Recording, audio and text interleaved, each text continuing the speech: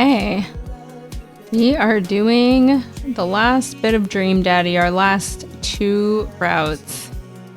So I think we're just going to go to like our last save slot and like our last dad book save slot like we've been doing to access those last two routes.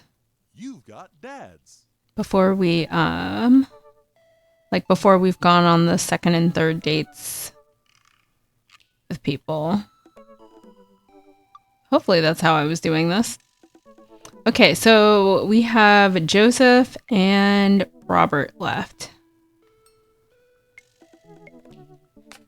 Now, technically, these guys, from what I have looked up, have two different endings.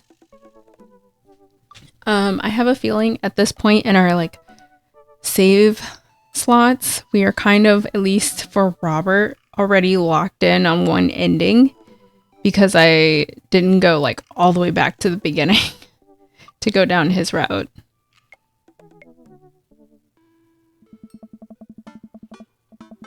I had a lot of fun with Robert the last time we hung out, but I'm beginning to wonder if he's dodging me.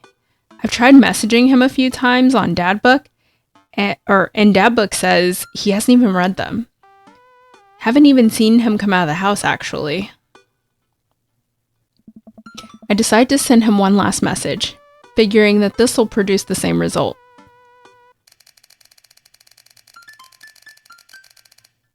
Hey man, don't know where you've been. But we should grab a drink soon. I walk away from my computer because at this point I know he's not messaging me back anytime soon. I linger in the kitchen. I'm all caught up on my work. The house is relatively clean. Maybe I should do something nice for Amanda. I'll bake her favorite pie. I root through the pantry and pull out all the ingredients. This is an old family recipe that I used to make with my grandmother when I was a kid. I lost the actual recipe card a long time ago, but I think I'll be able to remember how to bake it. I start mixing the ingredients together for the crust until I get a nice dough. I throw some cherries into a saucepan to make the filling. Normally, I don't like to multitask in the kitchen, but this cherry pie is a piece of cake. Pie. It's a piece of pie. I'm making a pie. Aw man, I can never remember what temperature you're supposed to set the oven at. I'm pretty sure it's 375, but I could be wrong. Who am I kidding? I'm never wrong when it comes to this pie. My special twist on my grandma's recipe includes a secret ingredient that not even Amanda knows about. It really makes the cherries extra flavorful. God, why can't I remember what the secret ingredient is? More cherries? Salt? Almond extract. I'm afraid, you do put salt in sweet things to like enhance the flavor. I'm afraid if we put like almond extract that it'll turn out that Amanda's like allergic to almonds or something. But more cherries, how's that really a secret ingredient?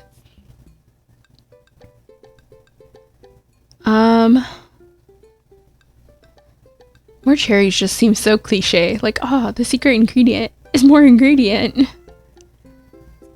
Let's try it. Almond extract. Oh, it's almond extract, duh.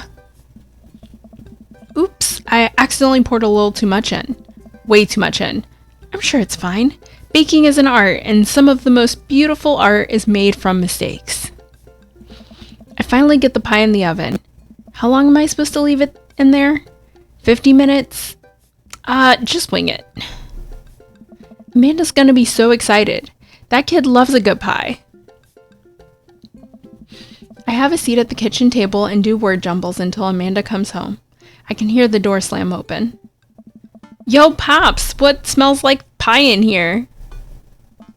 It's pie, sweetie. Amanda darts over to the oven and looks inside. Yeah. Yes!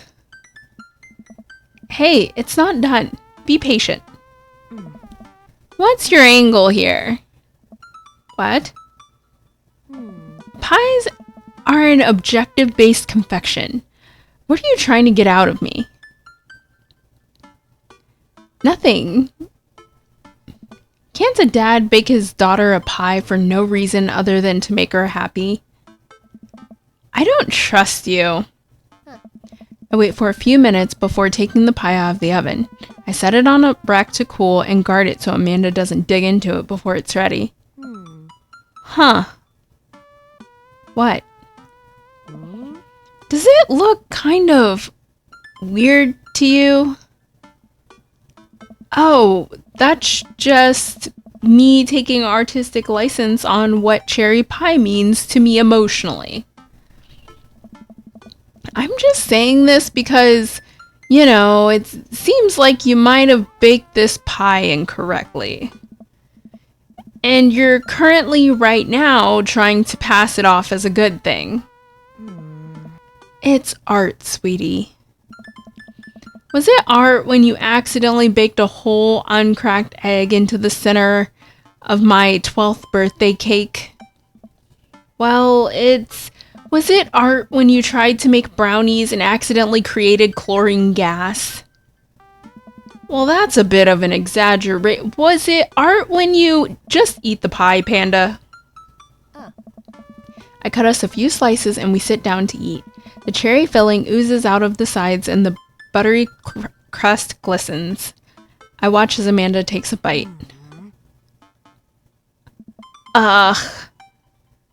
What's wrong? Is it not good? Amanda winces and fans her mouth. No, I just burned the heck out of the roof of my mouth. This pie is amazing. Sorry for doubting you. I breathe a sigh of relief and take a bite. She's right. The pie is pretty incredible. As it always is. I'm really proud of you for making a pie without burning the new house down. I got a few dad tricks up my dad's sleeves. Maybe fathers aren't as bumbling and stupid as the media makes us out to be. Maybe we as a society should have a little more respect for fathers as a whole. Dad, your sleeve's on fire. I run to the sink and put myself out. Pride will be my undoing. Amanda and I clean up the kitchen and play a little more living room hoops before she retreats to her room to do homework. I go back to my word jumbles. Hey, this one spells cat. The rest of the evening trickles by. We eat dinner, I help Amanda with one of her scholarship applications, and we both start getting ready for bed. I decide to check that book one last time before I climb into bed. Still nothing from Robert. Huh. I hope he's okay. I turn out the lights and lie down. Hey. John? Hey. Hey, John. Hey, I'm outside. Come outside. Ugh. What is that? I was just on the verge of falling asleep. I climb out of bed and try to identify the source of the dinging. My computer screen illuminates the dark room. I walk over to it, ready to turn it off, when I notice what's happening on screen. Don't make me honk. I will honk. Get out here. I look out my window and sure enough, there's Robert leaning up against his pickup truck in my driveway.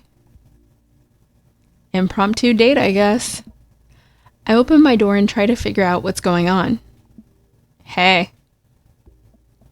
Hey? Hey. Want to hang out? I was kind of sleeping. That's no fun. Come hang out.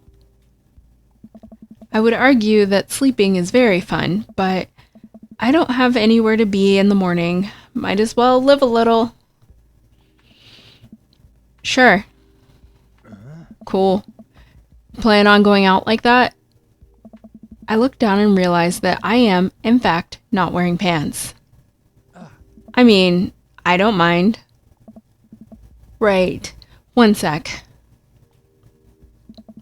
I run inside and throw on my going out pants, shoes, and a jacket. I grab my keys and meet Robert back outside. Hey. Ready? Ready. Hop in. I jump into the passenger seat of his old red pickup truck. I have to move a few empty cigarette packets and gas station receipts out of the way before I can sit. Robert silently starts the car and we drive out of the cul-de-sac. Hey. You like Tom Waits? Tom who? Hoist the rag, baby. I don't get this reference. I don't know who Tom Waits is. So I would say Tom who. But I know we're trying to impress Robert, so we probably should not ask who the person is that he's asking us if we know of. So, but we don't want to seem too eager. I don't know. Let's go with this one. Oh, he loved that one. Hoist the rag, baby. Okay. Before I can answer, Robert turns up the radio. Yep, that's Tom Waits, all right. He lights a cigarette and cracks the window. We drive together in silence. So, where are we going? Robert doesn't respond. Robert? Oh, I heard you. He still doesn't answer my question. I look out the window and notice that Robert's taking us to the highway. I twiddle my thumbs. Y'all going back roadin'. How Midwestern, even though you guys aren't in the Midwest. Well, whatever I've gotten myself into, it looks like I'm in it for the night. I settle into my seat and watch streetlights pass by. I glance over to Robert, who's driving intently. He looks tired, as he always does, but there's something a bit more there that I just can't place. We could at least just ask if he's okay. Just peachy.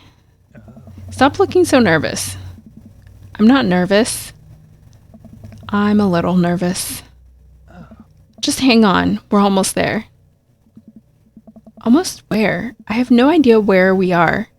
I think we're moving at a slight incline, but I'm not so sure. We eventually come to a stop. Robert gets out of the car and I sit for a second, unsure if he wants me to get out too.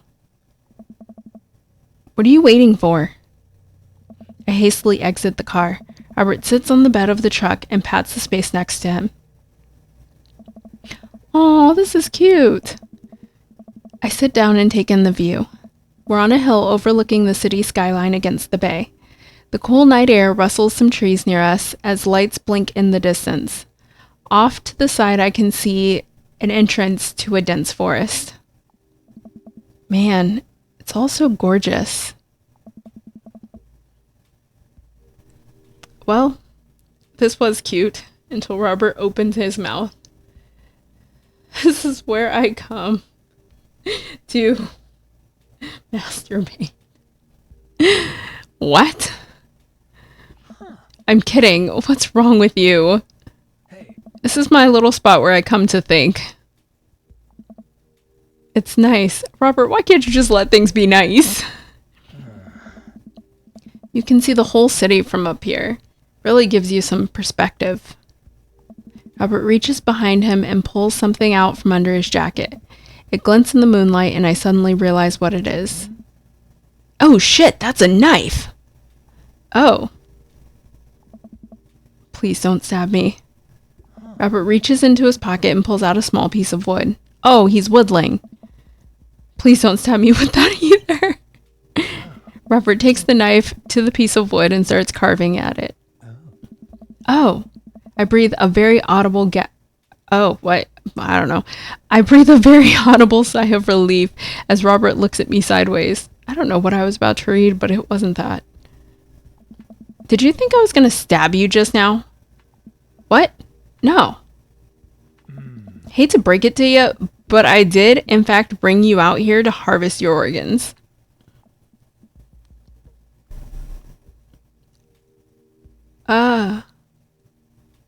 Let's play along, I guess. I think he would like that. Yeah, well, you think you caught me in your trap, but I knew. For years, I've been putting the most vile junk food in my body in preparation for this day. Come at me, fiend, or come at me, friend, and reap what you will. 2 steps ahead of you at all times. That's how I operate. Ha, nothing gets past you, huh? Robert reaches into his pocket and pulls out a folding knife that he opens and hands to me. I'm gonna warn you, the last guy I had a knife fight with lost 3 fingers because he didn't know the 8 basic rules of knife fighting.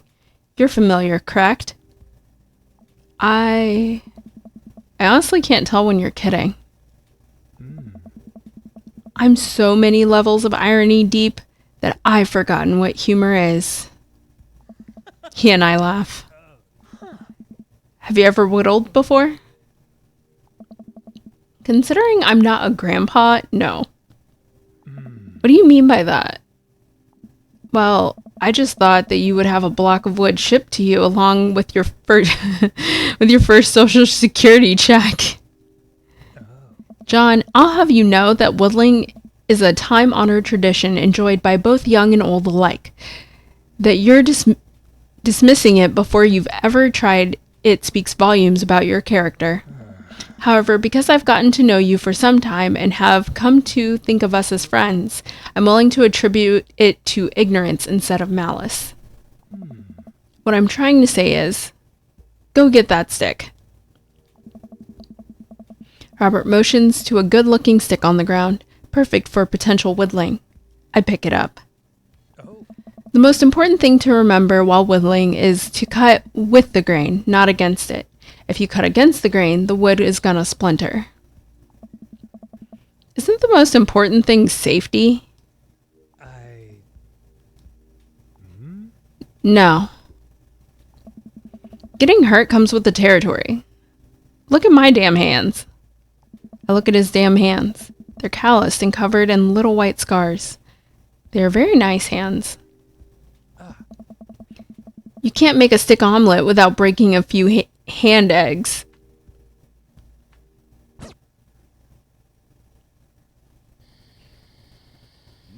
Oh, mini game. Knife that wood. Okay, what am I supposed to do? Okay. What do I do? Oh, that. Maybe?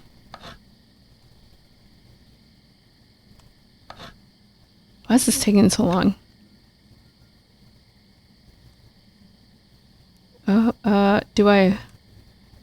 Wait, why am I not able to whittle anymore? Can I? Oh my god, I can turn it. I'm dumb. Okay. Okay, let's turn.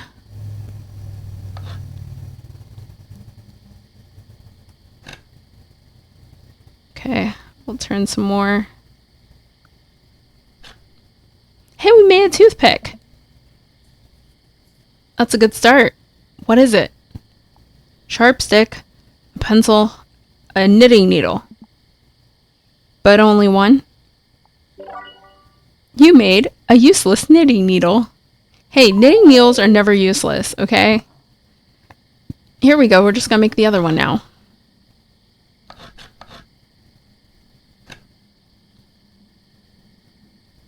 As someone who also knits, it is not useless. Aw, man, we didn't make another one. Tell me about this one. Tongue depressor. I should put that in my first aid kit. Never know when you might need one. Exactly, we made something useful. You made a tongue depressor. I like this mini game.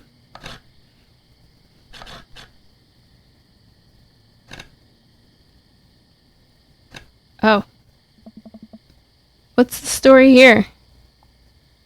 Toothpick, bubble popper. Something to make me look tougher? Let's try that one. I think it's funny. It's working.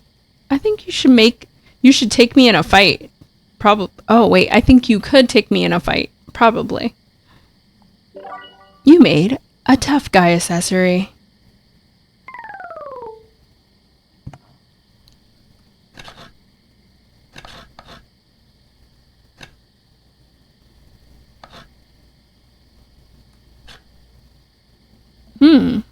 What's this? Chicken nugget? A Ouija board planchette? Well, it doesn't have a circle in the middle. Or well, I guess they don't have to have that. Huh. I don't know. That's just not what I think of when I think of a Ouija board planchette. I think of it having like the clear space in the center for you to like see the letters. Chicken nugget. Please don't eat that. Of course not. It's for looks. You made Robert uncomfortable. Oh. He didn't like that one.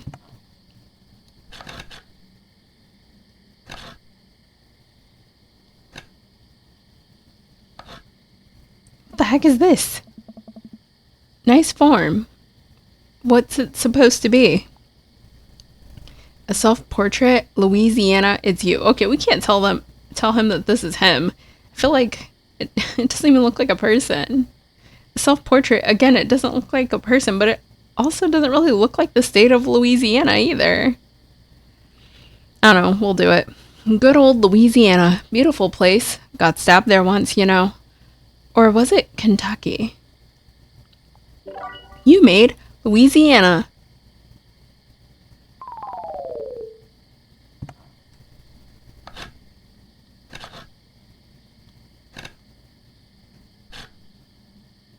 Interesting. What do we have here? Chopstick, righty. Chopstick, lefty. Chopstick, ambidextrous. We're gonna go with ambidextrous. It's a stick. You made chopstick, ambidextrous.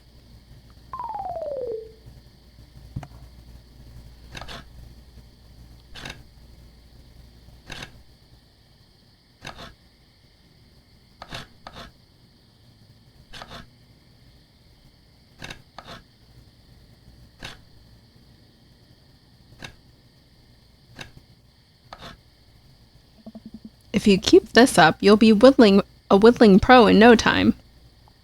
Swan, duck, new friend.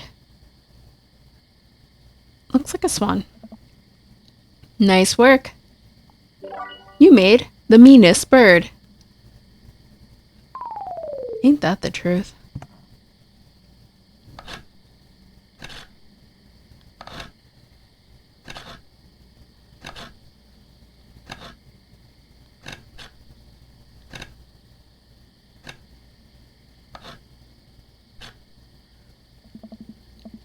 Beautiful handiwork.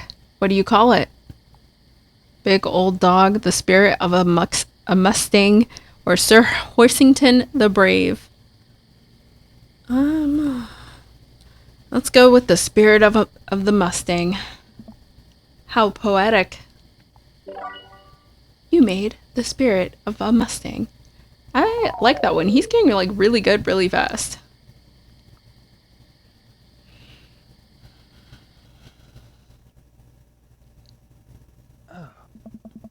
Robert and I sit in silence for a while, carving our pieces of wood. I think I'm getting the hang of this. It's actually kind of relaxing. I glance over to see what Robert's working on. He's carving a smaller wooden knife? Ah! While I was distracted, the knife slices into my thumb. Blood gushes all over my little wooden carving.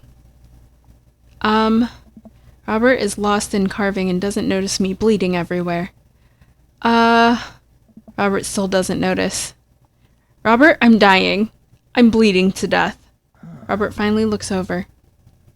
He reaches into his jacket again. Jesus, how much stuff does this guy keep in there? And pulls out a red bandana. He wraps it around my thumb. Hold tight. He hops off the truck, and I can hear him rummaging around in his car. He comes back a moment later with a well-stocked first aid kit. Robert carefully wipes all the blood off my hands and swipes a bit of antiseptic onto the cut. With surprising gentleness, he places a bit of gauze on the wound and wraps it all up. You okay? Yeah, I'm good. He hands me what's left of the tube of antiseptic. Make sure to keep that cut clean. It's oddly touching and a little sexy. I guess I'm a real whittler now. That you are. Be careful, though. They're attracted to the smell of blood. Wait, what? What's attracted to the smell of blood? Cryptids. Tons of them out here, you know. Cryptids? Like Mothman and stuff? Mothman is bullshit. But yeah, this town's a hotbed of cryptozoological occurrences. You're joking. Oh, how I wish I were. I'm a skeptic myself, or at least I thought I was. There are things in this woods that we can't possibly comprehend. I think about my entire time in this city. Aside from the occasional stray coyote, I don't think it's too bad.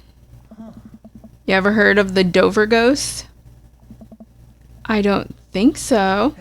Well, let me tell you a story. I was out in the woods here on a weekend camping trip with Betsy. You don't know Betsy, but she's a big pup, pit bull, real intimidating. I feel safe around her. First night goes without incident. I get some solitude. Betsy gets to pee wherever she wants. All good stuff. Second day, I get the idea into my head that I can hike deeper into the woods. Probably against my better judgment, but hey, we're just having a fun camping trip, right? So me and Betsy start marching in the morning. It gets a little late and we set up camp. But it's different this night. Real quiet. I can't hear the birds, the crickets, squirrels, nothing. Dead silent. Then it happens. I hear the most unholy growl I've ever heard in my life, right outside my tent. Me and Betsy, we go investigate. We look around the clearing. Nobody's there. But there's this feeling. Not sure if I can quite describe it. I know something is watching us. Betsy, though, she's scared. Never seen her like that. And when she's scared, I know that I should be too. And then I see it, in the distance. A man, but if something that I didn't know what a man was supposed to look like maybe made it, it just looked wrong. Big. Arms too long for its body. Black eyes. It just stood there and stared at me. Then it disappeared. I hear one yelp from Betsy and I turn around to check on her, but she's gone. Into thin air. I didn't sleep at all in my tent that night, and I don't think I've slept right since.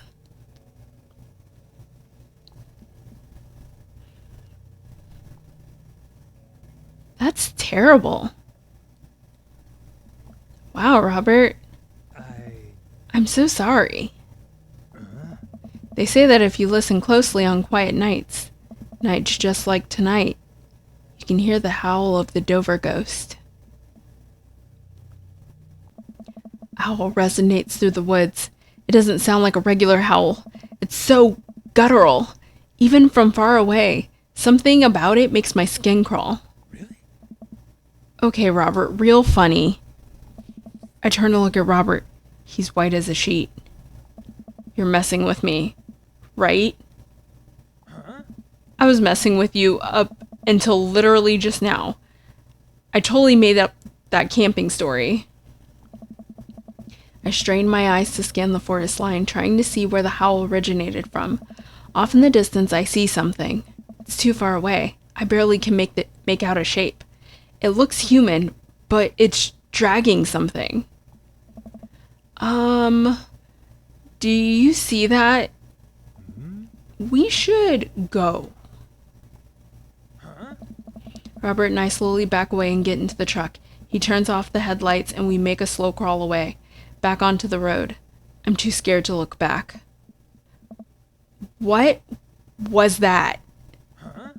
The Dover ghost, I guess. I chuckle nervously. This time he doesn't seem like he's messing with me. Or maybe someone illegally dumping garbage on a wildlife preserve?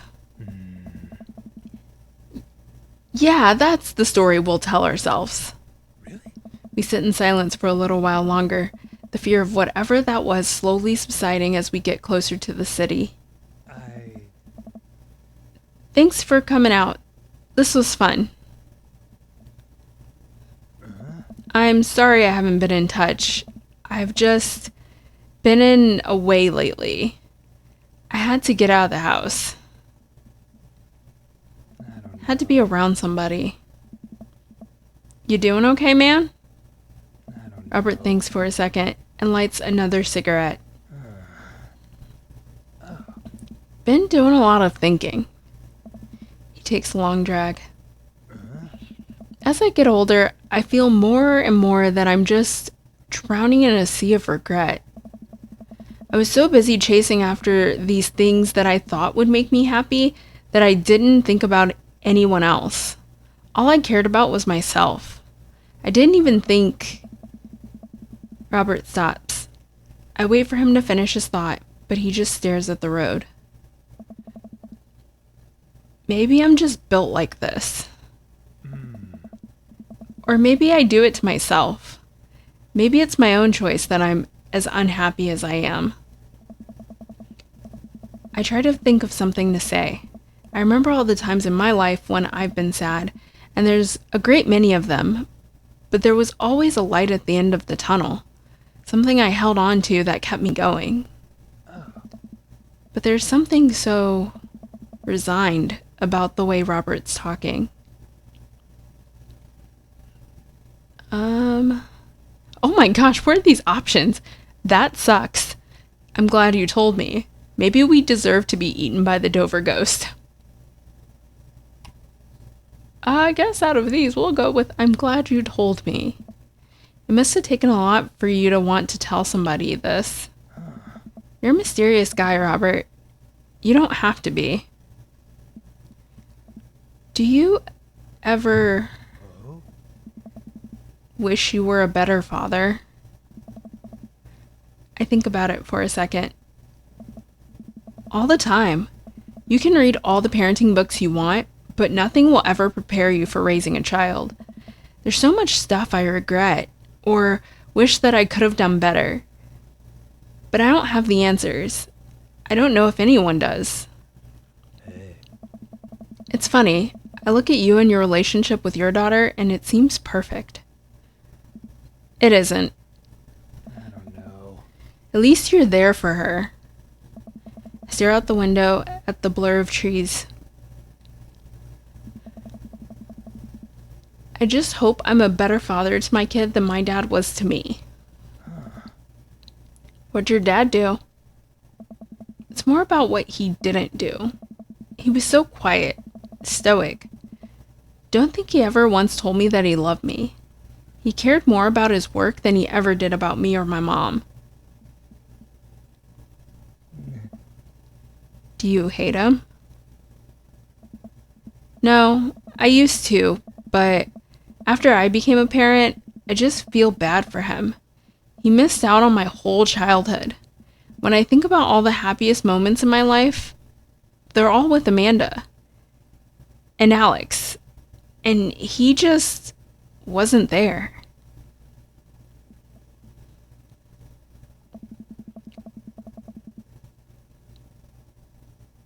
It hurt like hell when I had to leave him to die in that Belarusian prison. Belarusian prison. Huh? What? I turn and smile at him. No, he's retired in Florida with my mom. We go there every Christmas. We both break out into laughter. He pats me on the shoulder.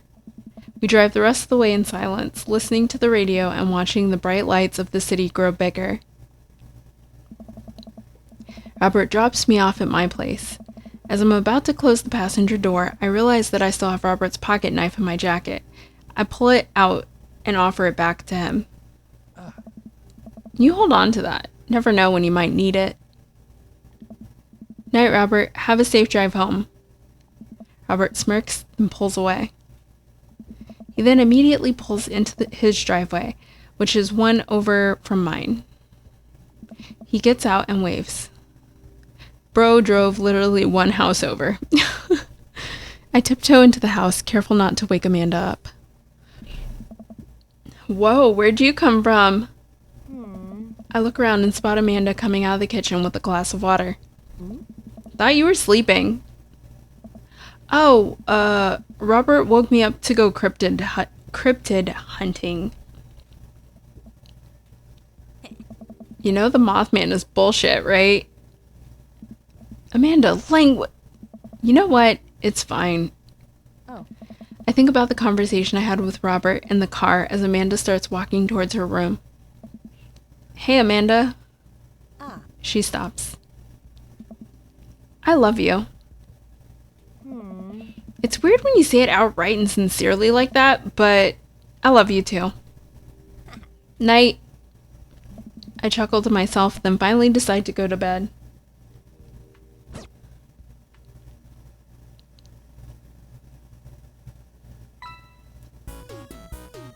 How did we do on our date?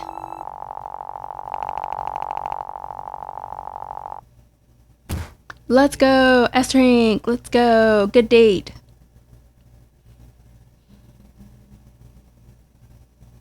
Welcome. You've got dads. I love that so much. Welcome, you've got dads. All right, Robert. Date 3. Oh, whoops. Robert, date 3. There we go. Save and continue.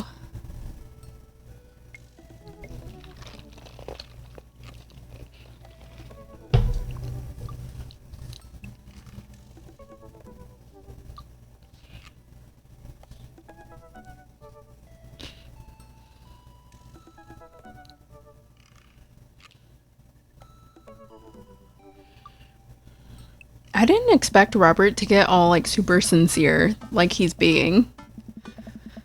I haven't spoken to Robert since that night we drove out to his thinking spot. He seemed unusually somber then. Like, more so than the usual amount of somber that Robert is, which is already a lot.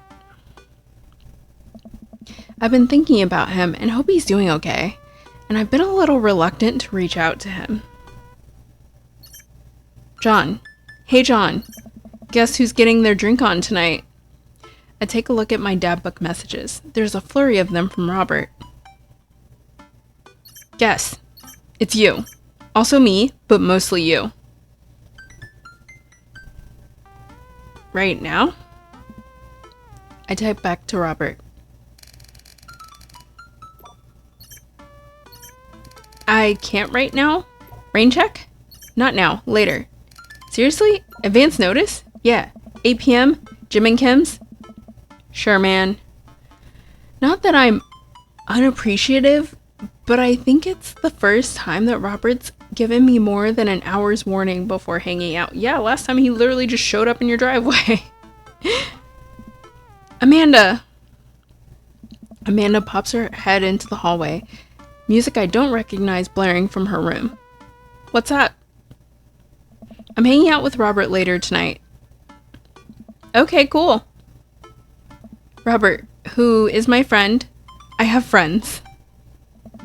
I'm happy for you, Dad. People enjoy my company, Amanda. Dad, I'm so happy for your continued development as a human being. What are you listening to? Sad shit. What would Grandma think? I don't give a fuck anymore. You know what? What would Grandma think? I don't know. Well, I don't think she cares for the Smiths that much, but I figure if we started her off on meat is murder, she'd ease her way into it. No, honey, the language. Oh, she'd hate that. Just promise me you'll lighten up a bit. For Grandma. Amanda goes back into her room and turns up the volume to her sad shit. I put on my going out coat and walk over to Jim and Kim's. I spot Robert leaning up against the brick wall, smoking a cigarette. As I get closer, I realize that he looks a little different. Cleaner, I guess. It actually seems like he combed his hair and his clothes are less wrinkled than usual. Hey. Hey. You take a shower just for me? I'm working on my relationship with existence. We both stand there for a second and don't say anything. Robert finishes his cigarette and abruptly goes inside. I follow him. By the time I get inside, Robert's already at the bar ordering 2 whiskeys. I spot a booth in the back and claim it for us. Robert slides in and hands me a glass. To us. Here's to us and all the property damage and petty larceny that we may commit tonight. We clink whiskeys and I watch him sip his, rather than his traditional approach of slamming the whiskey back as quickly as possible. So, what's the plan for tonight? Hit some other bars, maybe grab some pizza. I think that'll kill some time before we go burn down that abandoned house in the woods. It's definitely not as fun if it's abandoned. Mary is terrifying. Mary pops over the back of the booth, a glass of wine in her hand. She punches Robert in the shoulder. Where was my phone call? Hey. Sorry, figured you were busy sinking your teeth into some poor sap. I am. He's right here. I look around the booth to see a guy sitting across from her. He waves meekly. You replacing me with the new kid? Mary, I could never replace you, whether I wanted to or not. Mary leaves her booth and slides in next to Robert. The guy she was sitting with looks mildly relieved. She eyes Robert's clean pressed clothes up and down suspiciously. What? Do you got a court date coming up? He looks handsome. He never convinced the jury. You know what? Let's flirt a little. He looks handsome. He may not actually like that. He'd probably prefer for us to play along, but let's compliment him. I think he cleans up nicely. Yeah, he didn't like that. Pump the brakes, kid. I blush a little. Seriously though, what's up with you? Robert stares down at his drink, suddenly looking serious. It's Pappy. Doctor says it's cirrhosis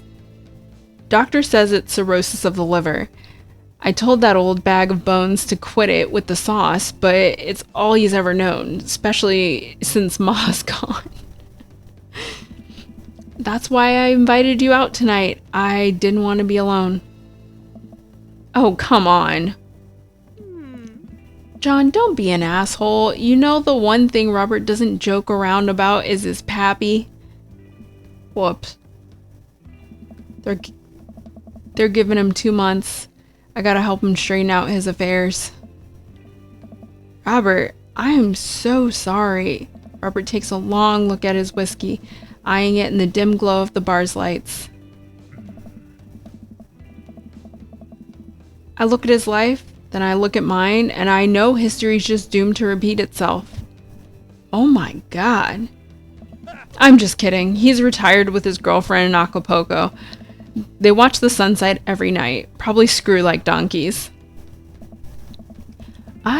Wait, aren't rabbits the ones who screw a lot? Oh, sorry, I didn't realize you were an expert on which animals screw a lot. Please stop saying the word screw.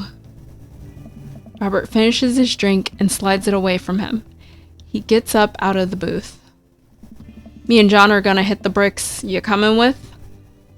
Mary casts one last glance at the sad sap she's been hunting and downs the rest of her wine in one gulp. This place is dead anyways. We exit the bar and find the typically empty street filled with a small crowd of people. At the front is a guy with a really deliberate attitude and bad posture. He carries a lantern that he shines up at his face for dramatic effect. What's going on?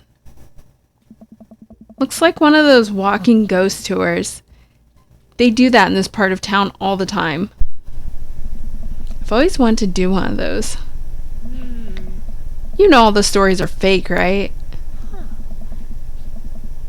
Pretty much all my stories are fake. This is research. Robert makes a beeline towards the back of the group.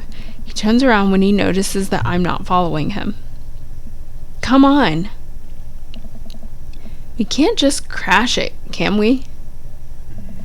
Don't be such a square, John. Just act like you belong. Robert sidles up to the tour group. I reluctantly fall in step behind him. Well, here goes nothing. Hey! It was this place in 1694 that the most infamous witch trials were held. To date, we don't know if the people were burned at the stake were actual witches, but it's widely reported that their ghost still haunts this hapless dive bar to this day. It was actually 1692. What? And the site was over by the coffee shop down the road. I'm sorry, who are you? Daniel McSturgis, ghost historian. And this is my colleague, Dr. 80s reference, 90s reference, 2000s reference, contemporary reference. I don't know what reference he's making. I assume, like for a good date, we have to play with whatever reference he's making. But I am not sure who Dr. McSturgis is to know what, era he's referencing. Yeah,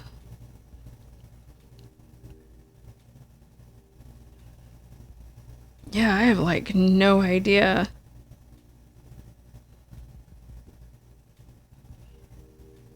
Man, but I want our date to go well.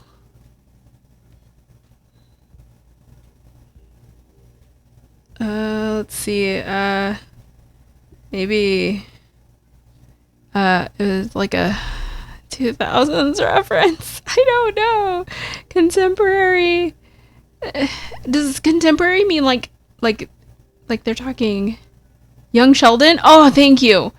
So that would be a contemporary reference, a 2000s reference, right? Because Young Sheldon would be recently. We're still in the 2000s, right? I'm like, when they're talking about contemporary, do they mean now? Are they saying 2000s as in early 2000s? So then contemporary would be now. So Young Sheldon would be contemporary.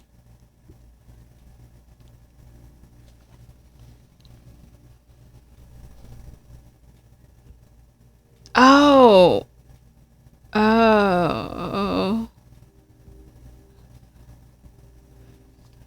It's when Sheldon's younger. So when was he young? Was he young in the 80s? Well, no, he's not that old. Is he young in the 90s?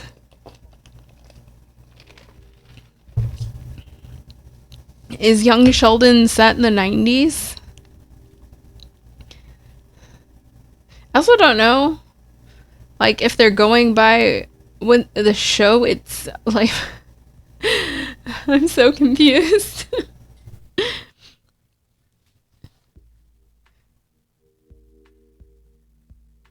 He would be the 90s? Okay. So we're going to go with the 90s reference then. Oh, he liked that. Dr. Prescott, paranormal investigator extraordinaire. We're touring America's most haunted locations as research for our new book. You may have seen our guest cameo on Paranormal House Hunters Extreme Edition. A couple of people in the group start nodding. Man, Robert's good at this. Thank you, Knapsack. You are a lifesaver. We're going to save this date yet. We're going to have a great date. Here we go. My feelings hurt. Are you guys part of the group? I don't remember seeing you at the first stop. We like to keep a low profile. Easier to catch ghosts that way. Hey. They've definitely been here. Been staying next to me the whole time.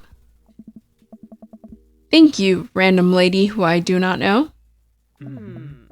As I was saying, the epicenter of paranormal activity can be found at the Coffee Spoon over there. Yeah, it was totally a trick question. Come on now. I'm are they going when this show was set, or are they going when the show, aired? So honestly, like his reaction, so apparently that was a good answer, but there was like a better answer. So I'm wondering if they wanted like contemporary. I don't know. The man who runs it's been plagued by hauntings since he signed the lease. Damn near driven him mad. But whatever you want to say is cool, I guess. It's your tour. Man, didn't know that about Matt. Wait, Robert's making this up. The rest of the tour listens intently to Robert's every word. I think the tour guide can tell that he's losing the group. He seems to be getting flustered. That's the good stuff. Thank you for your contribution and knowledge, Mr. McSturgis. Let's move on to the next haunted location. Robert, Mary, and I follow the group down the street. That tour guide shirt is cool. Yeah, everyone in the group gets one if we make it to the final location. I turn to Robert and grab him by the shoulders. I need that t-shirt. Well, guess we're in this for the long haul then. Just follow my lead, don't arouse too much suspicion, and we'll have cool ghost t-shirts in no time. Hey! Our group arrives at an old, decrepit, colonial-style house. That's the good stuff. A quick pause in the tour. My name is Quinn, but most people on the ghost tour circuit call me Tour Master Quinn. I'm a DJ, trivia master, and part-time actor. I do private ghost hunting events, birthday parties, MC bar mitzvahs, and perform traditional vaudevillian mime work. Tour Master Quinn gives out headshots to all of us. His resume is on the back. Stage combat experience. Anyway, here's a little bit of history for y'all. This was the home of noted American author Dorothy Pembridge, whose prose was wildly popular in the late 19th century. It was in this very attic of this very home where she wrote such classics as The Diary of a Victorian Mistress, Lady Fitzwilliam's Courtship, and The Ghost of Sea Captain Reginald Barclay. She unfortunately died of consumption shortly after the turn of the century, but several people have reported that on some nights you can see a light from the attic, where the ghost of Miss Pembridge continues work on her latest bestseller. I guess you could say that she was consumed by her work. No reaction from the crowd. This guy needs to work on his dad jokes. Actually, consumption is the popular cover-up. Little known fact is that it was actually a murder-suicide. I'm pretty sure she died of consumption. Sure. And we definitely didn't hire Stanley Kubrick to elaborately fake the moon landing. That's the watered-down, censored version they teach you in school. But if you can't handle the real story, I understand. It's not for the faint of heart. Can we? I think everyone would much rather hear what the world-renowned ghost historian has to say. Right, everyone? The group murmurs in agreement. This is a topic we cover extensively in our book, Dr. Prescott. Would you care to tell us the story? Oh no, he's going to have us tell a story. We have to go along with the gag. Riff something highbrow, go with something I know. Rely on amazing improv comedy skill. I don't feel like we have amazing improv comedy skills, so we should not rely on that if we want this date to go well. I don't know what kind of crowd they're in front of, because if we riff something highbrow, it might go over their heads, and then we're just gonna look stupid. It's probably best to go with something we know, but I'm afraid of what will happen if he goes with something he knows. It's probably gonna be bad and cringy, but let's go. In the 19th century, Dorothy Pembridge was credited for protecting New York City from potential world-ending paranormal forces. Despite her success, her ragtag group of ghost hunters were disbanded by government officials. However, after learning that the ghost of Vigo the Carpathian has taken an interest in her son, her and her ghost-busting friends launched a mission to defeat the ghost and once again save New York City. Oh, this is Ghostbusters. Hey. Hey, isn't that the plot to... Nope, it's not. The tour guide sees this as an opportunity to take back the group and addresses us with some razzle-dazzle. Hey, but Robert liked it, let's go! What an interesting story. Now, I just want everyone to know that the next location is extremely terrifying. If anyone thinks they can't handle it, feel free to excuse yourselves. Alright, I'm bored.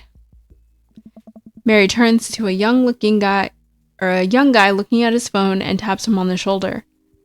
Hey kid, fancy buying a gal a drink? The guy looks up at her and smiles. Only if the bar is haunted. Honey, I can show you the most haunted place in town. I think I could exorcise your demons, if that's what you're looking for. Don't write checks your dick can't cash, kid. His eyes go wide. Mary salutes me and Robert. She suddenly pulls me into a hug and murmurs into my ear. When you've known Rob as long as I have, you know when something's wrong. Keep an eye on him for me tonight, okay? Sure, Mary. Good man. Mary pats me on the back and pulls away. She takes the guy's hand and leads him down the street. That poor man. She reminds me of the Nelly Furtado song, Man Eater. Take it sleazy, fellas. God help that poor soul. Me too, Robert, me too. Mary or the kid? Oh? Both. Our last stop. This burial ground is such a hotbed of horrifying paranormal activity that I'm not even sure where to begin. There's the wailing ghost of the Wharfmen, the vampire of Maple Bay, the children of the moonlight. What about the Dover ghost? By this point, the tour guide is clearly irritated with us. I am sad. What about it? Oh, nothing. I just think it would be a crime to come all the way out to the cemetery, the actual origin of one of New England's most notorious paranormal entities, and not even mention the infamous Dover ghost. That's not a real thing. That is absolutely not a real thing.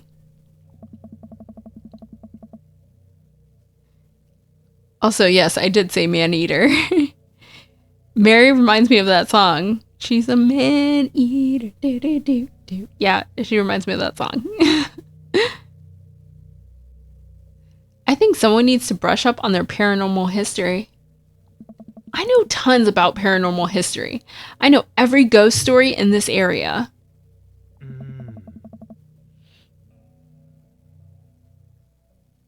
I can guarantee you there's one you don't know. Robert looks over at me and smiles. Would you folks care to hear a tale of how Prescott and I met? No, the entire group shushes the tour guide. Okay, fine, tell the story. She covered Hall and Oates. Okay, well, I only know that version of it because it's relevant to my time. Because she was like, what? Mid-2000s? Was she early 2000s? I guess she might have been early 2000s. Yeah, I was like, I didn't even know that was... Like, did she actually cover that song? Is it even the same song? Or is it like a song of the same name?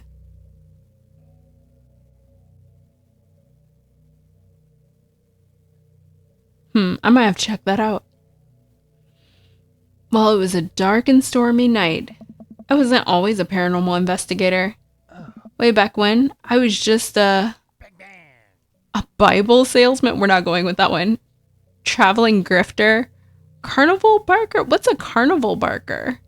Like it, what? Like, surely he's not talking about, like, barking. carnival? I feel like the way we've made our dad, John, look, though, he kind of looks like he could be a Bible salesman. But let's go with carnival bark, or whatever that means. Living free and easy with the circus folk. They were always kind to me. Took me in when I was young. But I knew I wanted something more. I happened upon the quiet town of Maple Bay quite by accident, but little did I know that this city has a dark side. Now, about the same time, I was just starting out as an apprentice to a rather famous ghost hunter who was an old family friend of mine. I carried the equipment, operated the EVP machine and all that. Wait. Yes? Who was the famous ghost hunter? Well, I don't like to name drop, but Georgia Mathers. The tour group gasps. Hey. Georgia Mathers? She's a legend. You know her? Oh, it's a person who promotes the carnival in public. Oh, I didn't know those people had names. Or a title.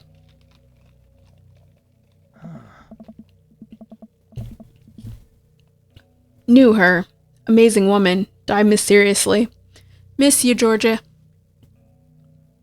Hey. Anyway, we were in Maple Bay investigating some reports of strange lights and sounds coming from the cemetery late at night. Now, we had been warned by the old crypt keeper that this place was highly dangerous, but Georgia was never one to shy away from an adventure. We camped out in the center of the cemetery for 3 nights straight. We endured your so-called wailing watchmen. Wailing ghosts of the wharfmen. Oh. Whatever, your stupid vampire was just a teenager in a mask. But the Dover ghost? Man. Tell him, Prescott. So there I was, just walking back to my hotel after a long day of running the dunk tank, working a couple short cons, selling Bibles. I guess it depended on whatever we said previously. Running the dunk tank. I had finally worked my way up from ticket taker to dunk tank technician. I sat on the stand for hours on end, and nobody could ever hit the target. Trade secret. It was rigged. We didn't use actual water. Anyway, after a long day of yelling myself hoarse, I found myself walking past this very cemetery. Now, I was never a very superstitious man, but something seemed off. I heard some sort of commotion happening deep within the graveyard, and I felt compelled to investigate. And thank God you did. Georgia and I were conducting a seance in the mausoleum. At first, things were pretty normal, but after about an hour, everything went south. Playing back the EVP meter, we were able to hear a single word. Huh? Run. The air suddenly went cold. Something was very, very wrong. I just knew we weren't alone. We started to hear this faint, distant scraping noise, like something being dragged across the ground. It got louder and louder until it was deafening. Some kind of demented howl. Oh. And then I felt it. Something, grabbing my ankle. Robert has the whole crowd hook, line, and sinker. You could hear a pin drop. I've only ever cried twice in my life. Once was at the birth of my daughter. The other one was that thing started to drag me.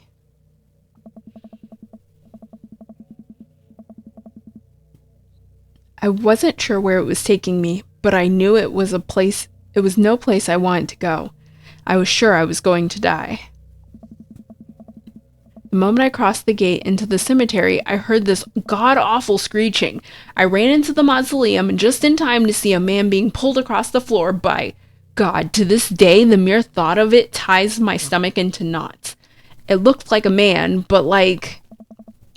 I glance at Robert. Like someone who didn't know what a man was supposed to look like tried to put one together. The arms were too long, its eyes glowed red, it was like a walking shadow.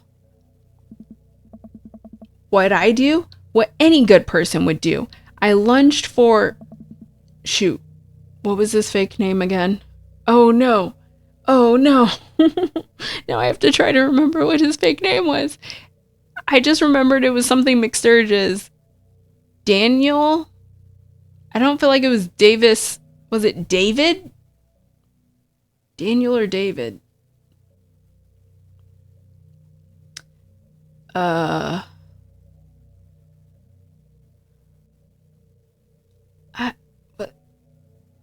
I want to go with Daniel? Daniel McSturgis? But it could be David. I just really don't feel like it was Davis. But of course, I could be completely wrong, and that's exactly the answer. Oh no, but I don't want... It'll mess up our whole story, our whole backstory, if I get his name wrong.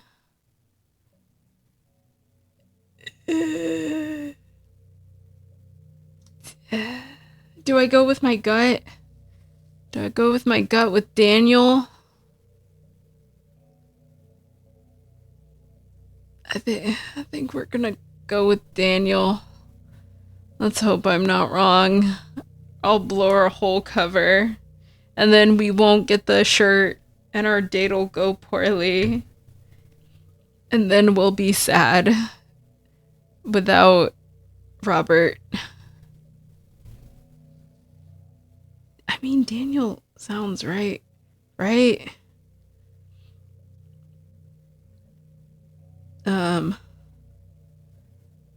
Let's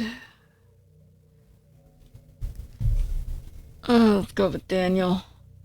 Daniel! Oh, thank God we got it right. Whew. That was scary. I grabbed his hand and entered into a tug-of-war with the unholiest of forces. Really? I thought I was gonna be torn in half. But I had God on my side. The pocket Bible I always kept on me fell out of my shirt pocket.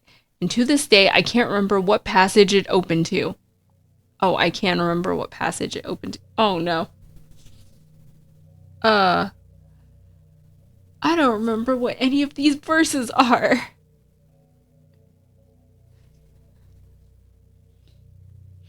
Oh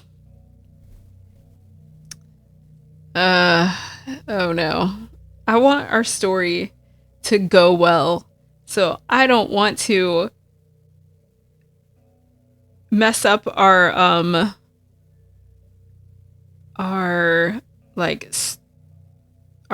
basically our lie, our story here. I'm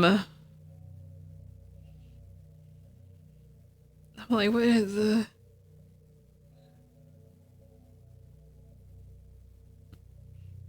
Maybe... I feel like something in Revelations might be apt. Revelations... I feel like might say something about... I don't know. Like... something that has to do with slaying a ghost or beast or something. Let's go with Revelations, I guess.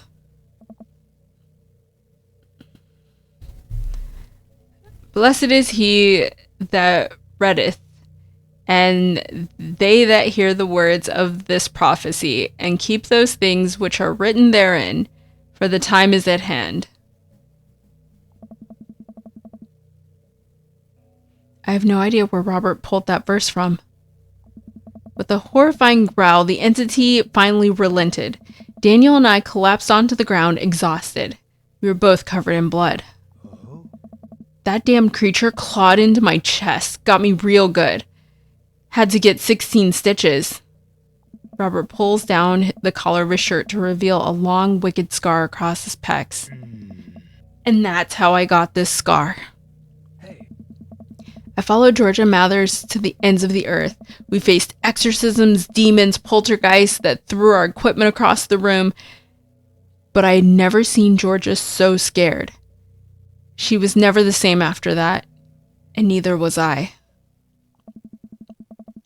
Watching what happened to Daniel and Georgia shook my faith, but I came out of that experience a better man and a better friend. And we've been brothers ever since. He literally said we trauma bonded. The tour group gives us a round of applause as Robert and I share an emotional hug. As he embraces me, I can smell the cologne on his neck. Wow, Robert really does clean up good. I find myself lingering a little too long on the hug. The tour guide seems to have bought it. Even he's wiping tears from his eyes. Thank you. Thank you. It's an honor to be able to share your story. Be sure to watch out for our book, Paranormal Excursions of the Supernatural, Ice Road Ghost Truckers. Oh no, we can't steal that title. They'll know we're lying. I saw a demon. The shocking true story of seeing a demon. The Bro's Guide to the Hottest Ghost. Let's go with I saw a demon. The shocking true story of seeing a demon. Robert has to suppress a laugh at that one. Me too. Well, I think you're both definitely earned your t-shirts. The tour guide hands us the coveted t-shirts. He then slips us both business cards and leans in close. If you guys ever are in need of a professional actor, balloon animal artist, Elvis impersonator, or nude model, please don't hesitate to contact me. You got it, buddy. After a couple of tourists take selfies with us, we split away from the group and walk home. That was incredible. I really can't believe they bought all that. I didn't know you had it in you, Dr. Prescott. That bit about the pocket Bible was aces, although giving the Dover ghost glowing red eyes was a little cliche. And the Kubrick conspiracy theory bit wasn't. All a part of the character. Well, we got shirts out of it. We arrive in front of Robert's house. Want to have a drink? Is that even a question? You trying to poison me? No, we're not going to say no, we're good, because we want this date to keep going. Is that even a question? Robert, how long have you known me for? Do you really think I would turn down the opportunity to share a fine alcoholic beverage with my treasured friend and accomplice, Mr. Robert Bobbert Small? If you ever call me Bobbert again, I'll kick you right in the shins. Both of them. Then you can expect an angry phone call from my orthopedist in the morning. Bobbert. Robert just laughs and starts unlocking his door. My shins live to die another day. Robert leads me inside. I can't help but think about what Mary said to me. Robert did seem a little bit off, but that completely disappeared when we were joking around with the ghost tour. I don't know. He's hard to read. While I'm thinking, I hear claws skittering across the floor. Oh God, it's his pit bull. I'm about to be torn to shreds. I shut my eyes tight and brace for impact. Betsy, hey, be nice! I don't feel anything but tiny paws scratching at my shoes. I open my eyes. Betsy?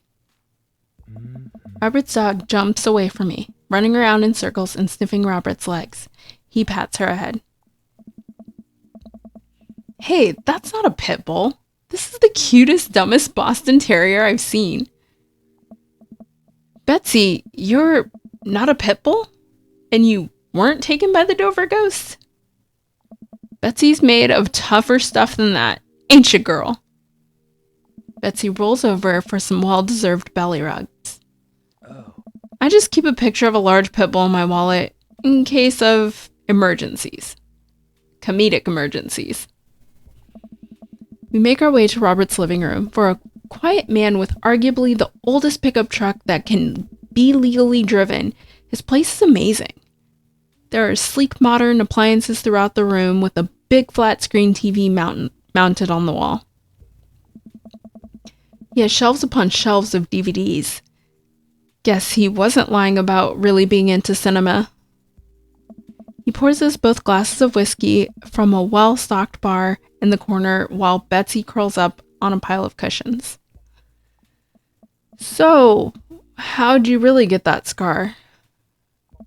And don't tell me you got it fishing for Alaskan king crabs in the Bering Sea or something. You trained me too well. Robert laughs and takes a sip of his drink. My daughter and I were riding bikes. I hit a rock, flew over the handlebars, and then we went to the hospital, and that's it. It's not a very interesting story.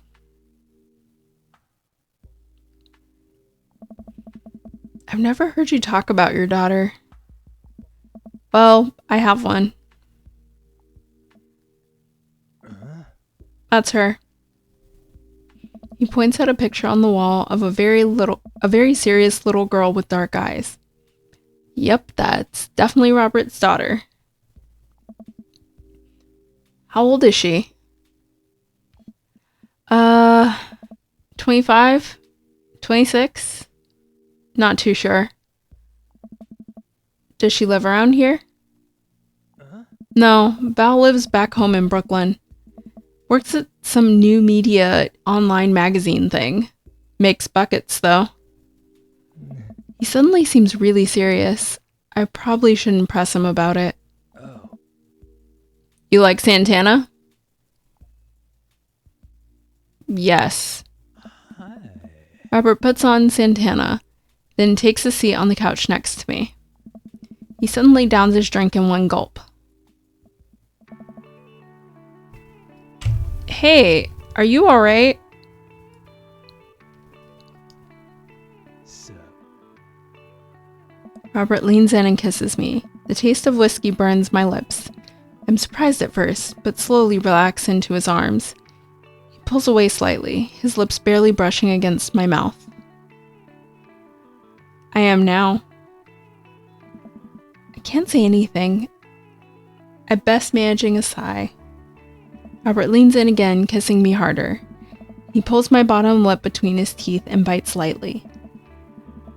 Sliding a hand under my shirt, my heart pounds in my chest and he lies us both down on the couch. He kisses a trail down my neck, his teeth grazing my skin. I just wait. It's not that. Robert bites down and I have to stifle a moan. Stop. Robert stiffens up and pulls away. Oh. No biting? No.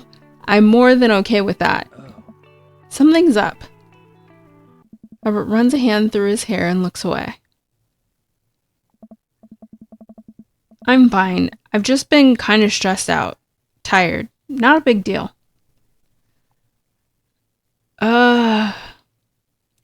Do we push it? He might get upset if we push it, but at the same time, like, we know he's not okay, so we don't really just want to be like, okay. I wonder if there's like almost like a gently push option. Like, let's probe this once, but then if he declines again, then we'll stop. Listen, I want this as badly as you do, but I know something's wrong. I need to make sure that you're okay. Robert stares at the ground. Oh. You don't know me that well, John. I'm not a good person. He takes a deep breath. I spent my whole life only taking, and now here I am, An old broken man sitting on top of a pile of everything I've ever taken. Alone. But I want to know you. You don't have to keep hiding behind fake stories and acting like you don't have feelings. He sighs heavily. It's Val. She's visiting tomorrow. She wants to patch things up. Are you... I'm sorry, but... is this a bit... No. When was the last time you saw her? 3, 4, I think. Months? Years. I sit up straight. Jesus, Robert, what happened between you two? I don't want to talk about it. Robert and I sit in silence, neither of us wanting to look at each other, both of us unsure of what to do next. Oh? Fine. Things were already bad between us. I cared about her. I always did. Things just got in the way. And before I knew it, she was leaving for college, wanting nothing to do with me. Marilyn and I moved out here to settle down. We thought we could help. We thought it would help to get away from all the distractions, all the money, the drinking. But temptation gets to you. I tried to be better, but I just couldn't.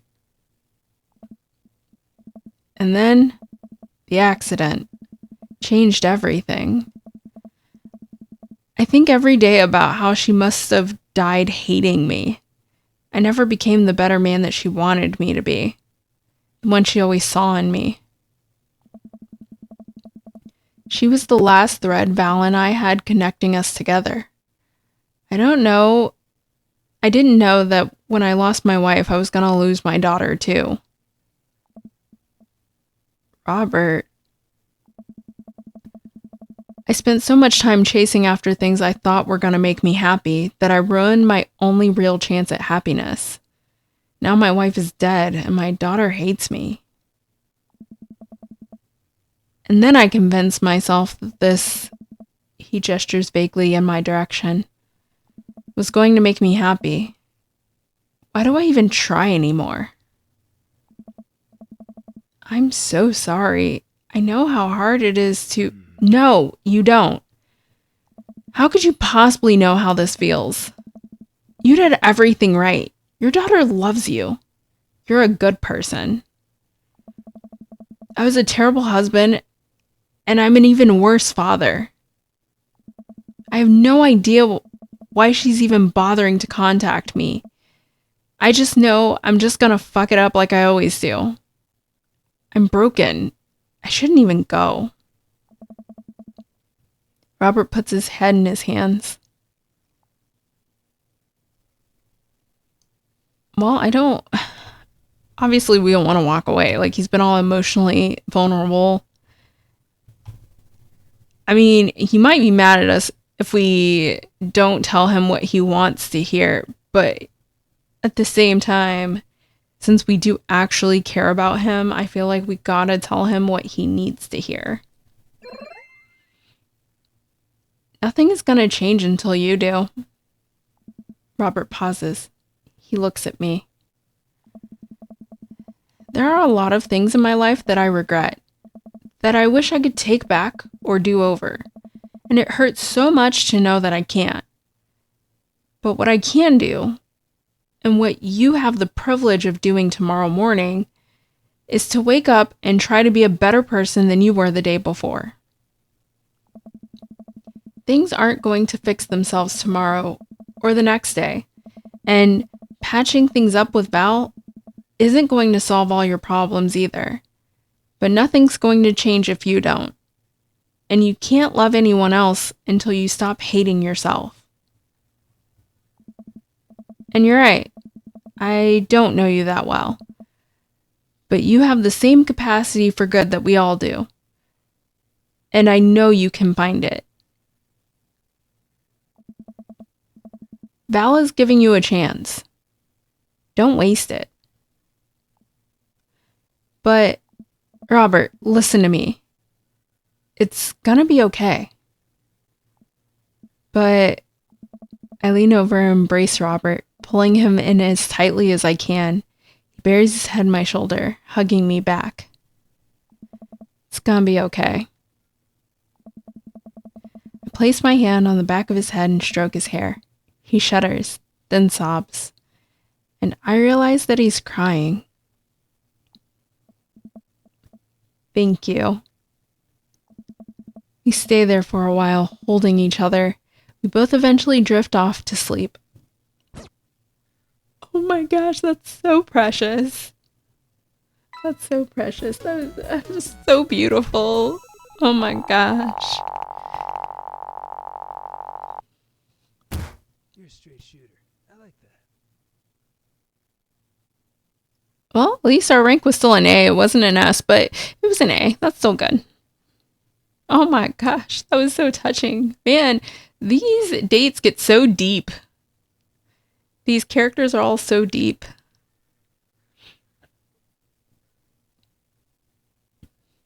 Dad tip number 36, trust no one. Wait, what? Dad tip number 20, keep your word.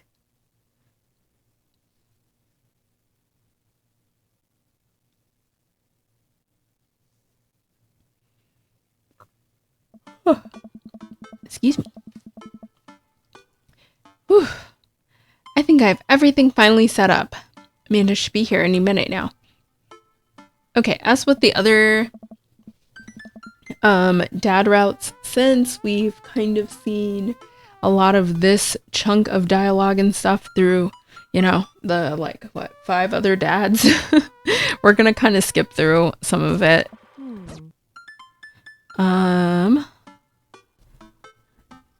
I will try to make sure, though, that I don't skip anything that is new or different. So she got the box of DVD set from the road truckers, the ice road truckers, and now everyone is here for her birthday. Or not her birthday, but for her going away, her graduation party. Yeah. John, my dude. Pablo, how's the shirt business going? My bud, I got men's shirts, I got women's shirts, I got tank tops in a variety of sizes, shapes, and colors. Each one of them of fine quality, screen printed with logo and visage of world-renowned witch house outfit Vacant Veil. Purchasable at most respectable retailers. But more specifically, out of the trunk of my car. I'm also selling my mom's world-famous homemade apple butter. Never stop hustling, Pablo. Baby, you got it. I walk over to Mary, who's having a lively conversation with Amanda. Listen, kid, you're gonna need some real-life skills out there if you're gonna make it out on the streets. I'm going to college. Same thing. Look, I know you're not old enough to drink. Right? And I know you're smart enough not to drink until you're of legal age. Uh-huh. But hypothetically, if you were to drink, it'd behoove you to drink a glass of water between rounds. Got it. Oh. Hypothetically. And if you wake up with a headache, all you gotta do is take a jar of pickles and drink the pickle juice. You're gonna be fine. What's going on here? Ugh. Girl talk. Mary turns back to Amanda. Now let me tell you about how to deal with a bad roommate. First thing to know, you get straight A's if they die during the semester. Mary. Relax. It's a myth. Supposedly. Against my better judgment, I leave them be. Well, she's new. Good thing I can skip through this. I don't think I recognize that girl at the snack table. I should go say hello. Hi, I don't think we've met.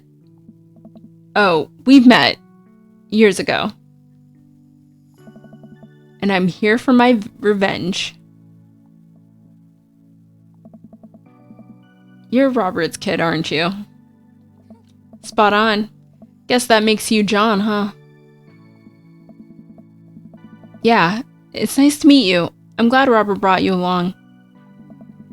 He promised there'd be free food, so that's kind of hard to pass up. And look, I don't know you, but can I get real with you for a sec?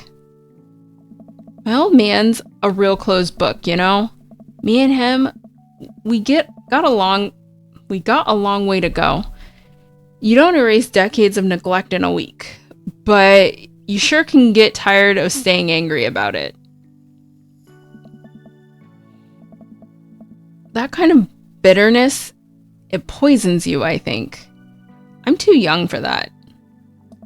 Anyway, lately he's been better. A lot better. And between him shaving for once and how much he talks about you, I get the feeling you have something to do with it.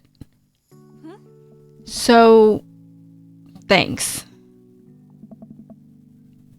Robert means a lot to me. I'm glad he's getting better. Just keep an eye on him while I'm not around, okay? Or else. What? I'm kidding. Or am I?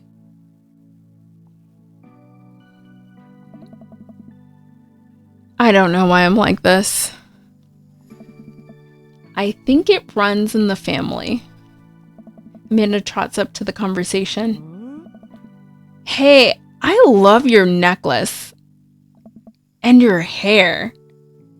And just, geez, your whole vibe is cool. Thanks. I like your jacket. My girlfriend collects pins too. Oh, this is my daughter Amanda. Amanda, this is Robert's daughter, Val. Nice meeting you. I heard you're a photographer. Aspiring photographer. I'm going to school for it. You take pictures? Yes. Then you're a photographer. Welcome to the biz. Val hands Amanda a business card. If you're ever looking for internships, shoot me an email. Anyway, I need to go make friends with that woman over there who's dual-wielding wine glasses. Catch you later. Val walks away. She's so cool. She gave me her business card. She touched my hand. Congrats, you just networked for the first time. I'm a regular business lady now. Quarterly projections, stock market, synergy. While you're making a fortune as a businesswoman, I gotta keep this party going. Catch you around, Pops. John! Brian, you made it! Okay, this is Brian. We have already seen his interactions. Older age, same way with Craig. We have already seen his interactions and past endings. And John, Hugo. Okay, as the party starts to wind down, I take a seat on the back porch step. The sun is setting and everyone seems to have eaten their fill. Amanda wanders over and sits down next to me. Killer party, Pops. What can I say? I was inspired. So, I also have something for you. For me? Why? Not to be completely genuine about my feelings for once or anything, but growing up wasn't easy. But it could have been a lot harder if it wasn't for you. Dad, you've always been there for me through everything. There's there's been times in my life where you were my only friend. I was really scared of going to college and being so far away from you, but I realized that everything you've done for me has been to prepare me for this, and I'm ready. Hello, Phantom. Welcome, welcome. What do you mean not John again? Yes, we are back with John. We are doing our last two endings. Our last two dad routes. So we are right now on Robert's ending. Well, one of Robert's endings. Technically, apparently, Robert has two endings. I wouldn't be who I am today without you. Don't cry, don't cry. I swear to God, John, if you cry again, you're the best, Dad. I love you. And I'm crying. Anyway, that was enough emotional vulnerability for one day. Present time. Amanda hands me a tiny wrapped package. I tear the wrapping off to find a framed picture of me and Amanda. It's us. Kind of shocking all of our photo albums are just pictures of me, huh? I figured we need at least one together before I leave. Amanda, thank you. Watching you grow up has been the happiest experience of my life. You're such a talented, intelligent young woman, and I'm so excited to see what the future holds for you.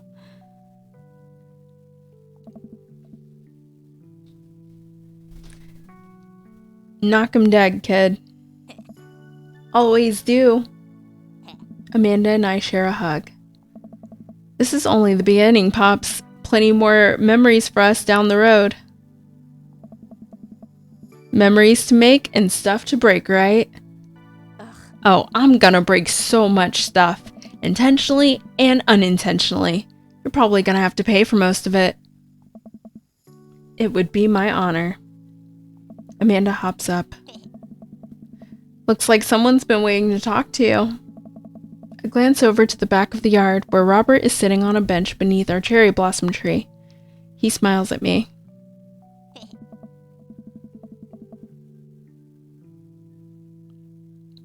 I'll leave you to it. Me and the Emmas are gonna go get ice cream. Love you, Pops. Amanda runs off to join her friends. My day was good though. Thanks for asking. It was like long and honestly kind of boring, but like cause I had to work and it was just really slow. But I mean, I got through it. And now I'm here with you guys. So that's cool. Also, what do you mean? How are you gonna @ Stream Elements and tell them that you're disturbed by this stream? Whatever. No, we're getting our game on with other dads.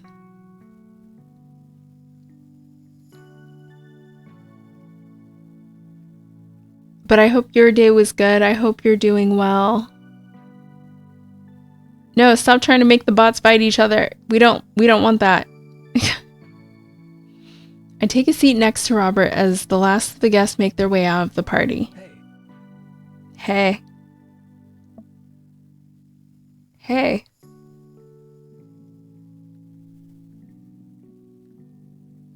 Robert gestures vaguely to the snack table. Good stuff. Yep. So, I had a chance to talk to Val. She physically threatened you? Yeah. That's my girl. She said you've been doing better. I don't know. Trying to work on the vices. I also showered today. We sit in silence for a moment. You know, every day for me is a battle against my own self-destructive habits. But lately, it's gotten a little easier. Thanks for talking some sense into me. It's hard to get things through my thick skull sometimes, but what you said that night has actually helped. I'm glad. I like you, John. I like you a lot. I haven't felt this way about someone in a long time. I lean in and kiss him for a moment before he pulls away. He takes my hand in his. You're special to me. Oh no. Are we about to get friend zoned? Not after all this. There's no way after all of this we're still getting friend zoned. Come on. Give me a good ending. But, oh, here's a but. But I have some stuff I need to work on emotionally before I can get into anything romantic with you. You deserve better than who I am right now. I need to be on my own for a bit. Figure out some things. Of course. I think what you need right now is a friend. And I'm happy to be that for you. Thank you. That means a lot to me. And if you're ever ready for more than that, you know where to find me. Let's hunt ghosts sometimes. I would love that. I put my head on his shoulder and we watched the sun slowly dip behind the horizon together. Well, that was bittersweet. Dang. That was so bittersweet. Dang, John hit that. I will never look at him the same way again. Technically, in this run, we did not. Because, okay, so Robert, that particular dad, has 2 endings, apparently. And... oh, look at us and our dad. So cute, so cute. But Robert has 2 endings. Like, I guess kind of like a good ending and a bad ending. Oh, look at Robert. He whittled, like a little totem of his dog. So cute. Also, I didn't realize his chest was supposed to be that hairy. Or that he was supposed to look like that. He doesn't look like that in any of the other art, but okay. But yeah, so Robert technically has 2 endings. Like I said, kind of like, I guess, a good ending and a bad ending. I don't know that they're really good or bad, but I know the one we got is supposed to be like the kind of good ending. And from what I have gathered, the choice all depends, like when I looked up how many endings there were for each dad, the choice depends on whether or not you choose. Bro, John gets around. Well, I make him get around, but I guess the choice depends on date 3. I need before date 3. The choice depends on whether or not you decide to where date 3. So like here, maybe. I think like here. He is for the streets. Yeah, that red light district. No, I'm kidding.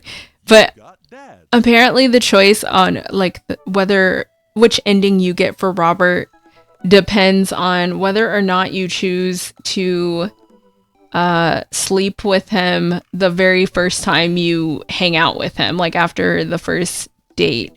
I chose not to, so we got his good ending of he's gonna work on himself, be a better person, and all of that stuff. And even like in like what, date 3, like you tell him like, no, we're not gonna do that because you're just trying to avoid feelings and you need to work on these feelings. So then in the end he's like, I need to work on myself, so we should not be together right now. And we're so understanding. We're over here like, yeah, you're right. You need a friend. We'll be that friend. So I'm not exactly sure what the other ending for him is. Like what he says to you differently. if he's just basically like, we can be friends with benefits or something. I don't know. Because I haven't played the other ending. I just know that there is one. I thought about trying to get his other ending, but we would have to go back so far. We'd have to go back to almost the beginning of the story to make the other choice, and then go through everything again to try to get to his other ending. And so I don't know if I want to do that on stream. I might still check it out like on my own, like off stream, just to see like the ending, just so I personally get through all of them. But I'm like, that may not be entertaining for anyone else. And I also wanted to finish Dream Daddy before the end of Pride. And obviously I'm running out of time to do that, as in tonight. So so I was like, we will just get through our last two dads and end Dream Daddy with that. So if you want, Joseph, the next dad we're gonna do, also has another ending. He has two endings. I don't know which one we're going to get because I'm not exactly sure where the kind of fork in the road is, like what decision like bases what ending you're gonna get. Like I don't know where that is. I kind of heard in the like sort of research I was doing, I didn't want to get too many spoilers, so I didn't like deep dive or anything to find out specifically like how you get both endings for Joseph. But I heard it's in one of the mini games, in like the Margaritaville mini game. There's like something that if you do it correctly, you get the other ending. But I also don't know which ending is kind of like his kind of quote unquote good ending and which one is his bad ending. I don't know what any of the endings are, so I've never seen anyone play Joseph's route, and I also, like I said, didn't research it. Off stream where the magic gonna happen. Yeah, exactly. Yeah, exactly. I'm gonna play the route where he sleeps with Robert right away off stream. That'll be where the magic happens.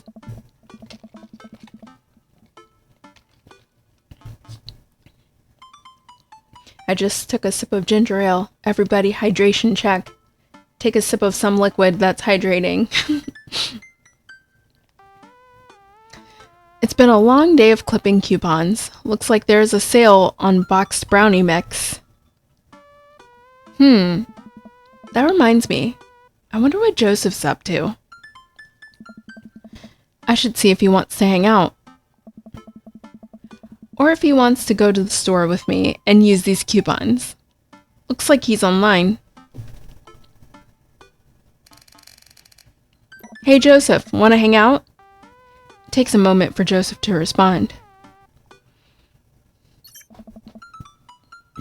John, I hope you finally recovered from your brownie-induced coma. And I know I promised you a fun hangout, but tonight I'm actually chaperoning a youth group mixer. Amanda's invited, of course. If you're not doing anything, you should come. Oh, that sounds nice. And be a chaperone with me because I need the help. Less nice. I think for a moment. I'm a little bummed out, of course. I suppose I wanted some me and Joseph time. Maybe to get to know him a little better. Oh, what the heck? My friend needs my help. I type back.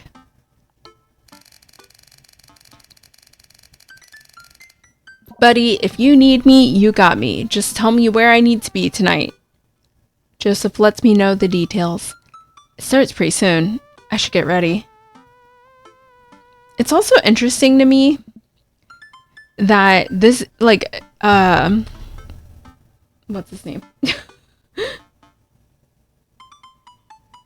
Joseph. I was like, I literally just picked this up. What's his name? Okay, that Joseph is even a route, like an option to kind of romantically pursue. I mean, I guess technically we're not really necessarily romantically pursuing any of them. We're just getting to know them.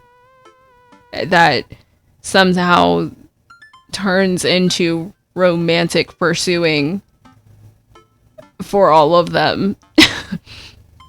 But it's really interesting to me that Joseph's even an option, considering he's married. He's married to Mary, who also goes around flirting with all sorts of young men that we talk about constantly happening. So, how is he an option? I guess we're gonna find out. I guess maybe that's in the story somewhere. I knock on Amanda's door and peek in. Hey, Amanda, I'm about to head out. Where are you off to? Are you gonna go extreme couponing? I'm actually gonna go chaperone this youth mixer dance thing that's happening at Joseph's church.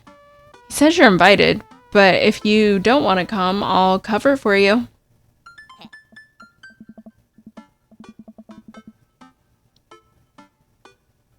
Bro, is Amanda gonna turn to? The whole family gets around. I mean,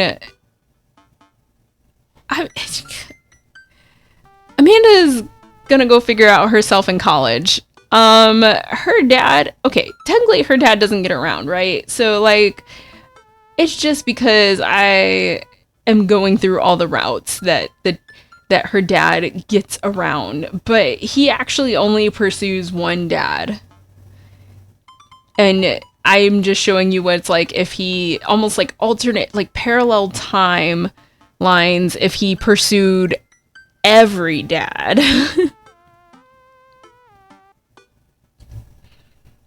But like, I guess canonically storyline, he just pursues one dad and we see that happen multiple times because I choose to.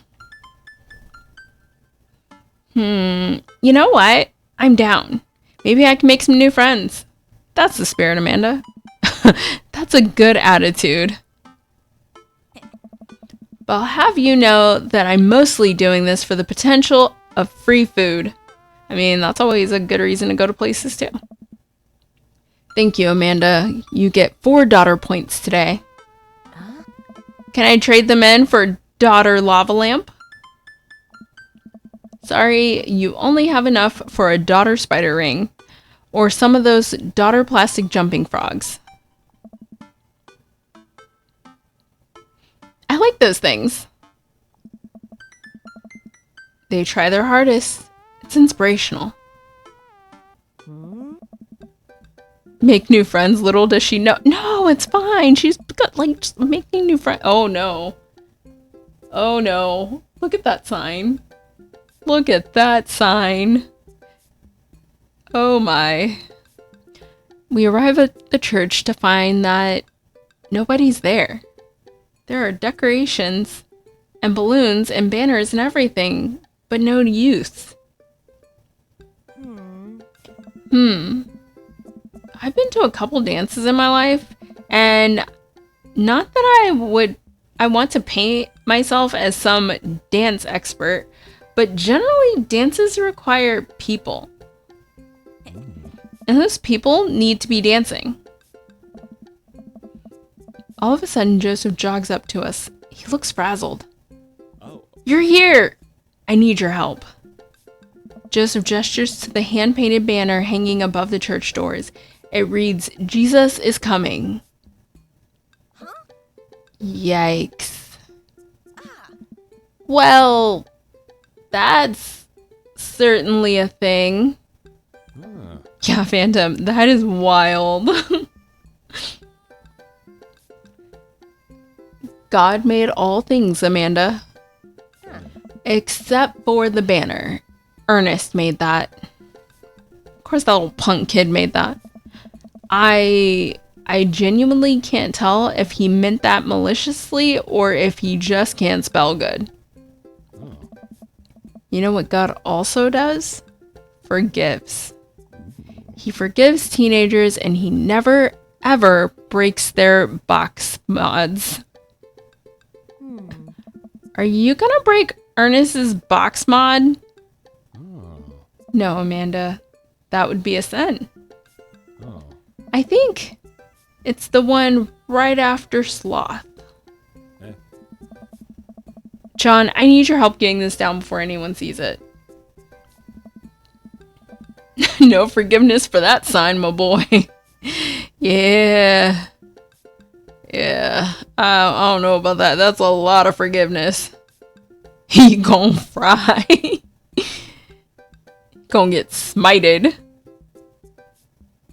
I can swing that. Amanda, can you help? Physical labor, huh? Amanda begins rapidly scanning the mostly empty room, looking for an easy escape route of her own. I have to go set up the food. The food's already set up. I'm gonna do a final inspection pass on the food to make sure it's up to code.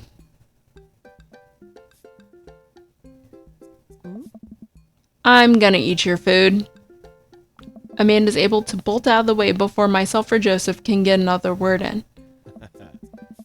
Woo, she can really book it when she wants to. Her father was a giant pair of legs.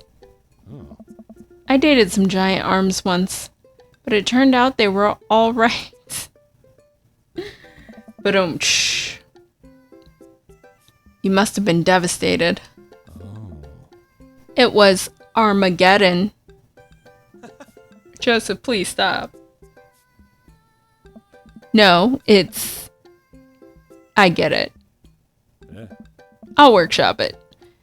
There's a gym in there somewhere. Wow. Not really. I'm really glad you're here, John. Are you enjoying my company, or did you just lure me out here for my strong arms and height advantage? Oh. A little bit of both. It's always something with you, Joseph. Yeah. Something handsome and pious. You're not that pious. Eh. Debatable. You just alluded to breaking a child's vape pen.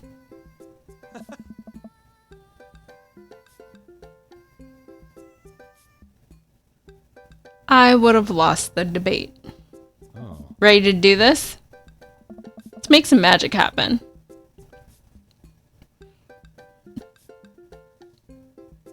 Phantom, how you gonna start with that with Tally, you a girl, right? Like, yeah? Obviously, So since I am, you have a question? Shoot.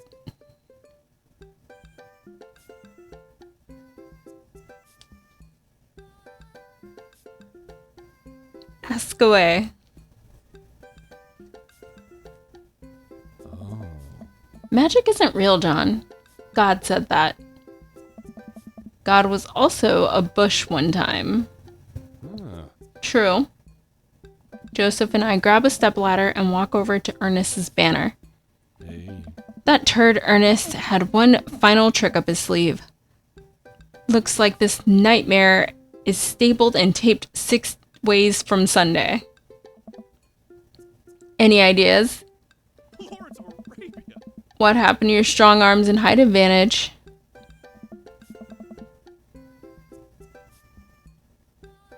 Ah, right. I forgot about those. But I realized my oversized dad fingers are too large to get leverage on the tiny staples. Got a hammer I can use to pry these off? John, this is a church. We get a little nervous around hammers. And nails. Oh, yeah. I'm kidding. We just don't have a hammer. Hey. But we have to hurry. The youths will be here any moment, and I'll never hear the end of it if we don't fix this. Wait, I have an idea. I run to grab the marker that Ernest used to draw this thing and jump back on the ladder. We can't get it down, but we can send a different message. I only got one shot here. Let's do this right.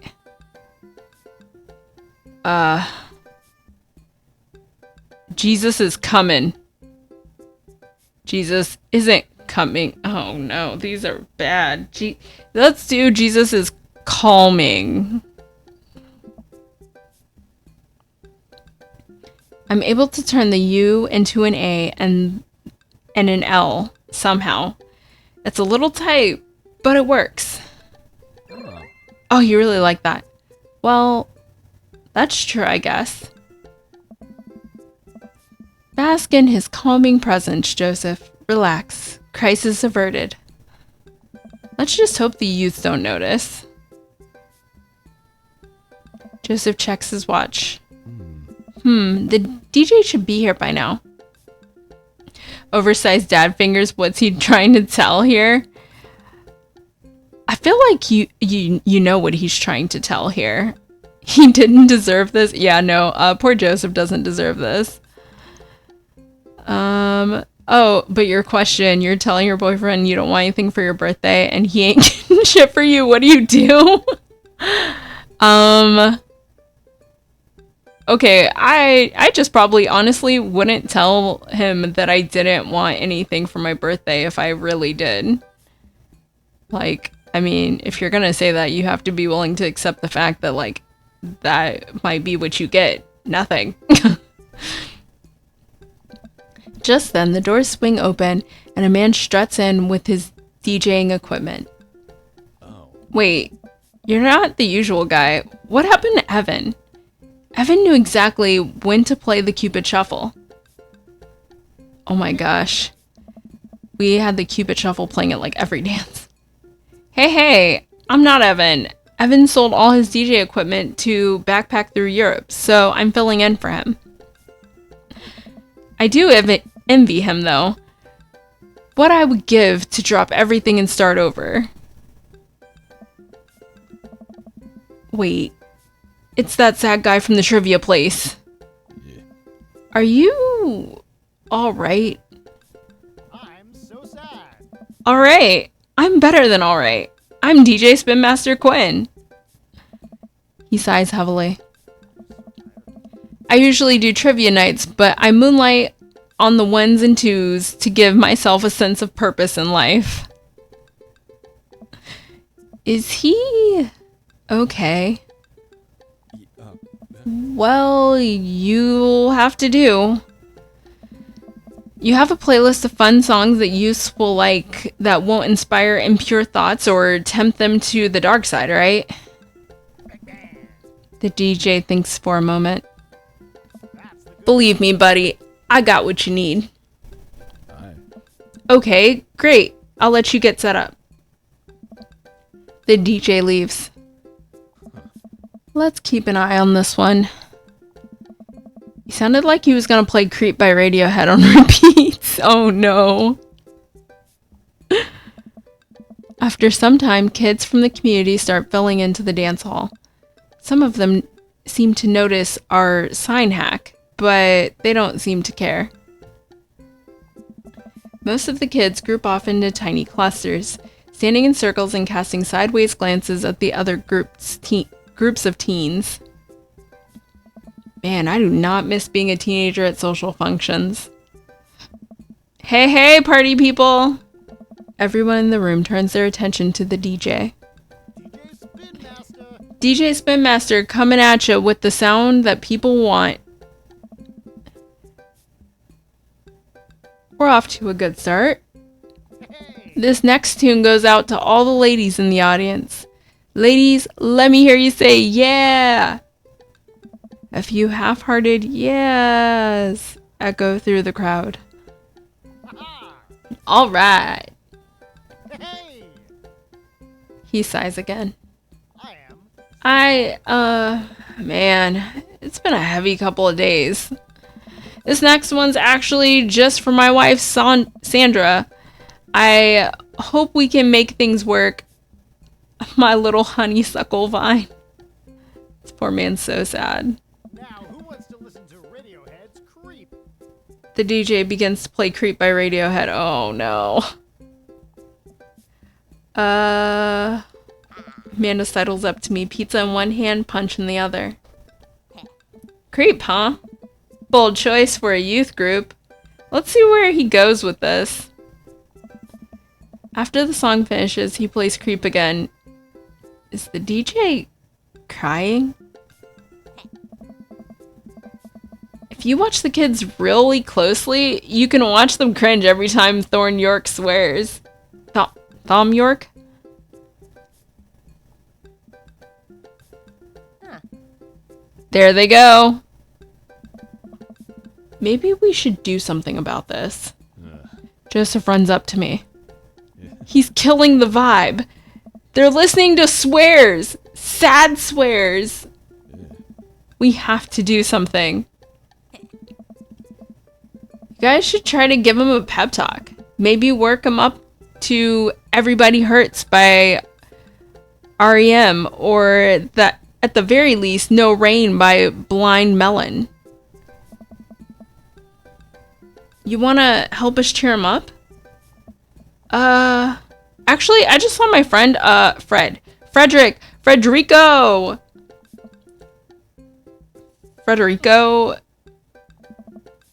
He's from Latin.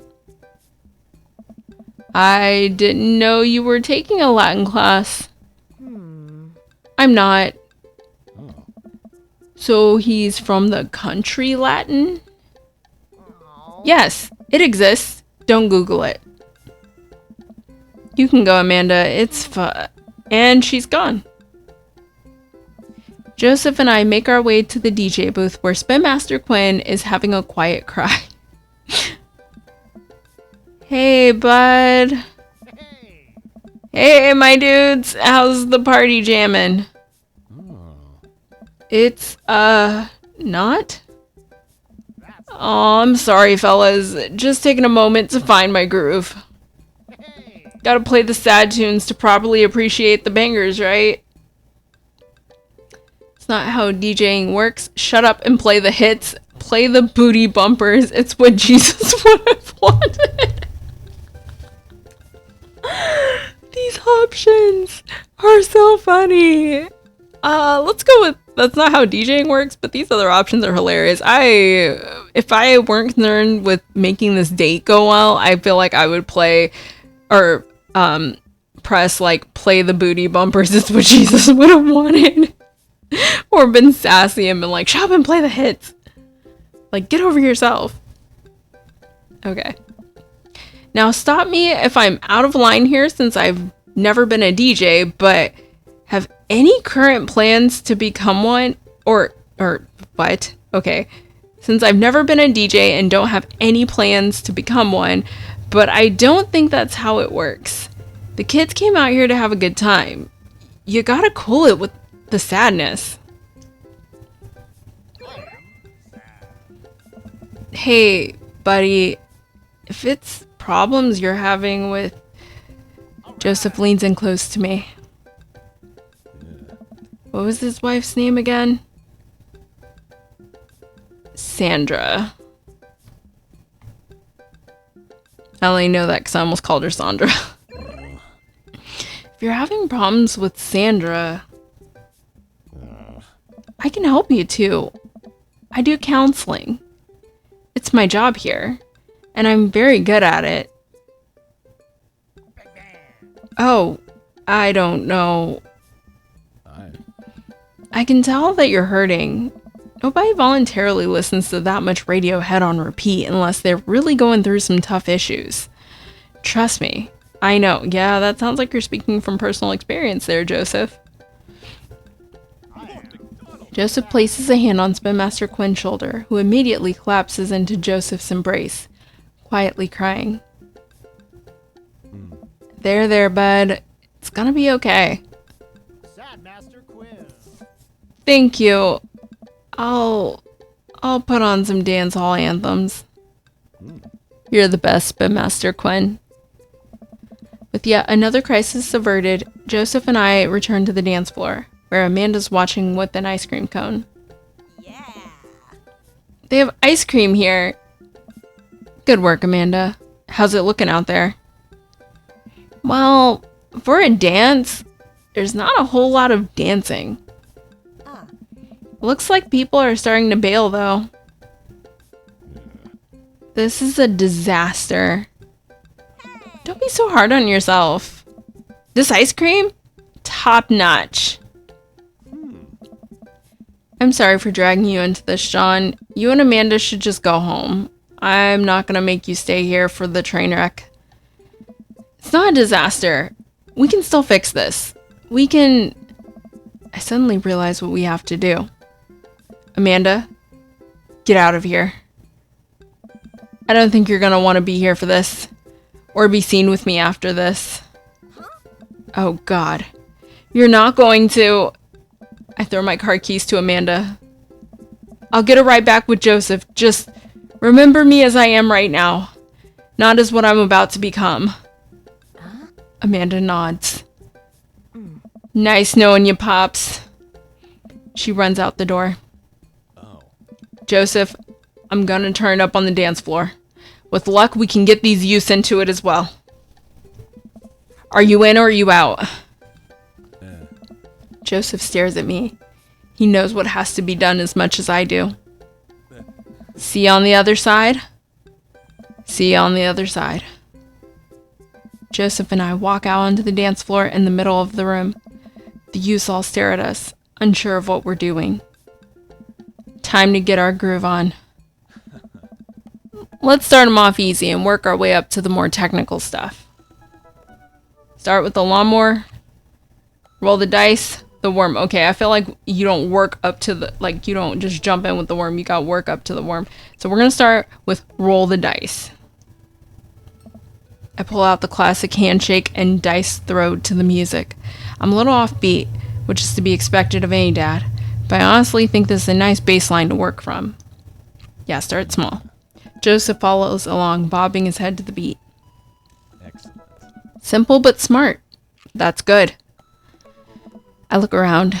Well, it looks like we got everyone's attention. Alright, John, let's turn up the heat. Shopping cart, sprinkler, running man. Let's bust up into the sprinkler. People, I feel like, recognize the sprinkler. I pull out the classic, hand behind the head, pointer finger out. I point it and make direct eye contact with several of the youths in the room. I think that makes them feel uncomfortable, but I push past it. Joseph understands. We must water the lawn. We just came off the end of an imaginary drought and the grass is dying. Don't worry, imaginary grass. We got you. I look around to the youths. They're getting into it. Nice work, but we better pick it up or they'll lose interest quick. Cabbage Patch, the windmill, hammer slide. Okay, I only know the Cabbage Patch. I don't think I know the rest of these.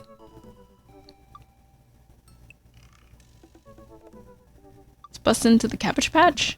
You can never go wrong with the Cabbage Patch. Joseph follows my lead, and we both take our arms and move them around in a circle, as I assume you would do in a Cabbage Patch. I look around to the youth.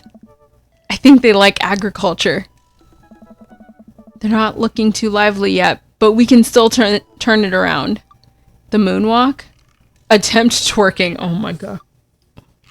I don't know if we should make them attempt twerking.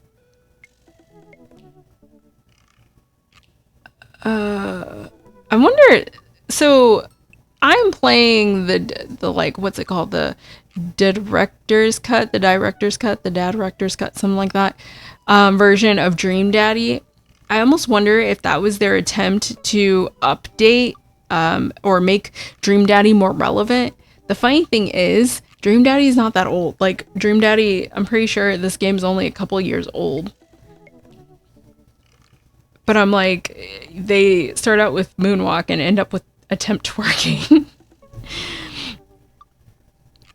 Let's Moonwalk. I start sliding my feet backwards. I can't tell if this looks good or not, but I think these kids have seen enough people doing moonwalks that they understand the general concept. I'm afraid if we attempted twerking that Joseph wouldn't like that, because, you know, he's like super prim and proper and, you know, all pious and like... Joseph makes a moonwalk attempt as well. Surprisingly, dude pulls it off flawlessly. I look around to the youths. They're cheering. Alright, time for the big finish. Oh god, we're gonna like backflip or something. Attempt an unrehearsed backflip. We're not doing that. John would kill himself. lift Joseph up Dirty Dancing style. I think Joseph might like that. I don't feel like we should death drop because I feel like John would break himself. So we're going to lift Joseph up Dirty Dancing style. I approach Joseph and motion that I'm about to lift him up. Are you strong enough to do that? I don't know. Without regard for human safety, I summon all of my might and lift Joseph above my head. It isn't quite Dirty Dancing, but Joseph is still a good sport and spreads his arms while I spin him in a circle. I look at the crowd.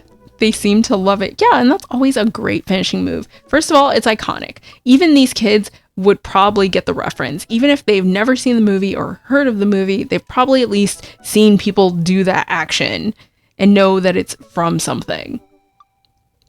And nobody puts baby in a corner. You know, classic. Somewhat obligingly, the kids take to the dance floor and start to move around. Before long, they're starting to laugh and enjoy themselves. It was dicey, but we've done our jobs. Excellent. Come on, the rest of the chaperones will take it from here. What? I have something I want to show you. Joseph leads me out of the main room and down various darkened corridors of the church. I can barely see anything and find myself tripping over my own feet. Joseph, I think I lost you. His hand finds mine in the darkness. I'm right here. I'm glad he can't see me blush. We keep walking. Where are we? This church is huge. We're almost there. I actually have to admit that I was a little dishonest with you. I didn't just invite you out here to help me chaperone. What happened to lying being one of the 10 things you're not supposed to do? I think there's an exception for when you're trying to surprise a friend. Joseph closes the door behind us. I guess we're in a random room in the depths of the church now. What could he possibly have planned? So, last time we talked about escaping to an island where we could just live out an easy tropical lifestyle where our only worry is trying to find the lost shaker of salt. Since we can't actually do that, I figured I could bring a little bit of tropics to Maple Bay. It's not quite Margaritaville, but something like it. Joseph throws on the lights. Welcome to the Margarita Zone. I look around as my eyes adjust to the light. It's his office, but there are twinkling lights strung across the walls, little garlands of fake flowers, and 2 beach chairs set up in front of a desk. There's a blender and 2 glasses sitting on the table. Ukulele music plays softly in the background. Joseph, this is amazing. Yeah. There's no pop tops to step on here, buddy. You did this for me. Joseph takes a seat and gestures for me to do the same. I did this for us. I think we've both earned it. I settle in while Joseph pours us both margaritas. You really went all out. I have a flair for the dramatic. And you can't lead the community if you don't know how to make a good margarita. I take a sip of mine. This is a killer margarita. I would follow this man. Do you think the dance is gonna be okay without our sick dance moves? Hey. No, not here. You're missing the point of Margarita Zone. Margarita Zone is a place of rest and relaxation. It's a place where you can kick your feet up and forget about your worries for a while. Watch out for blown out flip-flops. Let's get tattoos of Mexican cuties. It's heaven on earth with an onion slice. Are these supposed to be references to something? I guess watch out for blown out flip-flops. I don't know. I guess he liked that one. Okay. It's a real fear. Thankfully, no heels will get cut on my version of Margarita Zone. Joseph gestures to the makeshift island bar he's made. Aye. You know, it's funny. This reminds me so much of when I was younger. I've been meaning to ask, what'd you do before you started preaching? It's uninteresting. I left home young and got into a lot of trouble. What kind of trouble? Trouble meant I got to go wherever I wanted, whenever I wanted. I hitchhiked around the country, went on adventures, met all kinds of people. Did some stuff I'm not too proud of. But I was young and in love, and I didn't have to answer to anybody. And now I host fundraiser car washes and take the kids to soccer practice on the weekends.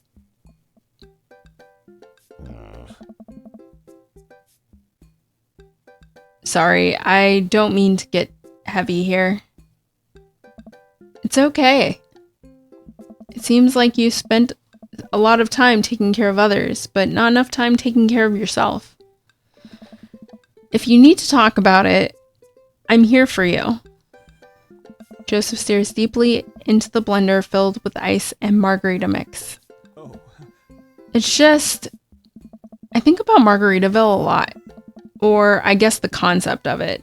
A place where I could strum on my sixth string while I wait for the shrimp to boil, drink margaritas all the time, forget my worries. It's an easy life. I had Margaritaville once.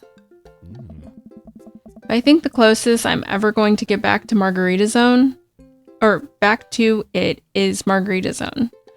A short and occasional reprieve from daily life. Is that such a bad thing? This is pretty nice. It doesn't last forever. That's the rub.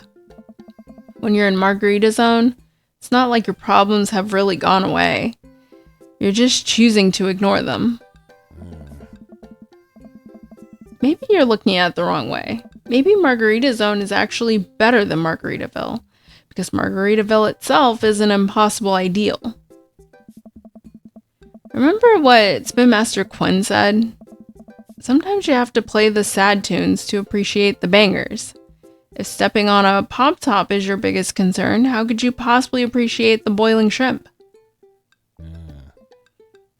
And Margarita Zone isn't landlocked to this office. I think it's about finding the little pieces of Margarita Zone throughout your day and taking joy in those moments. That's awfully optimistic of you. It doesn't have to be anything big. For me, I think it's being able to quietly do word jumbles and drink some strong coffee in the morning. See my daughter smile, or I smile at Joseph. To spend some quality time with a good friend. Yeah? Yeah. I can feel myself leaning closer to Joseph. Is it just me, or is he leaning closer too? Joseph tenses up. He downs the rest of his margarita and hops out of the chair. It's getting late. We should head back. Sure. Joseph and I make sure the dance wraps up without incident before he takes me back to the cul-de-sac. I hop out of Joseph's car before he pulls into his own driveway. Oh. Thanks again for your help. Thanks again for Margarita Zone. Oh. Maybe we'll go back there one day. If we do, it'll be my own damn fault.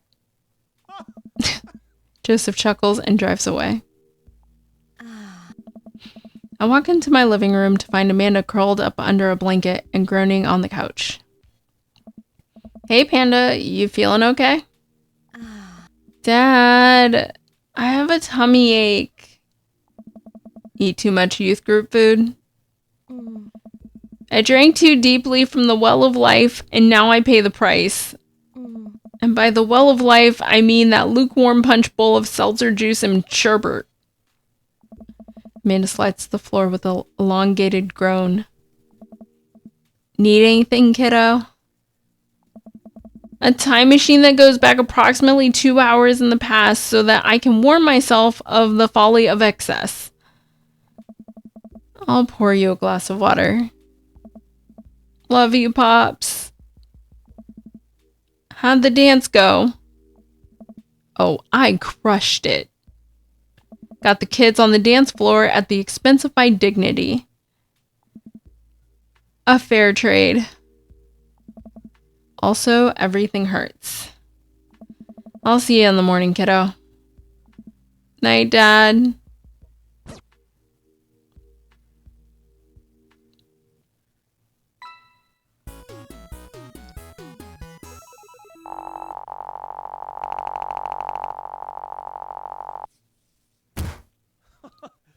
I've never had that much fun. Yes, S-rank date. Let's go. S-rank. Thank you.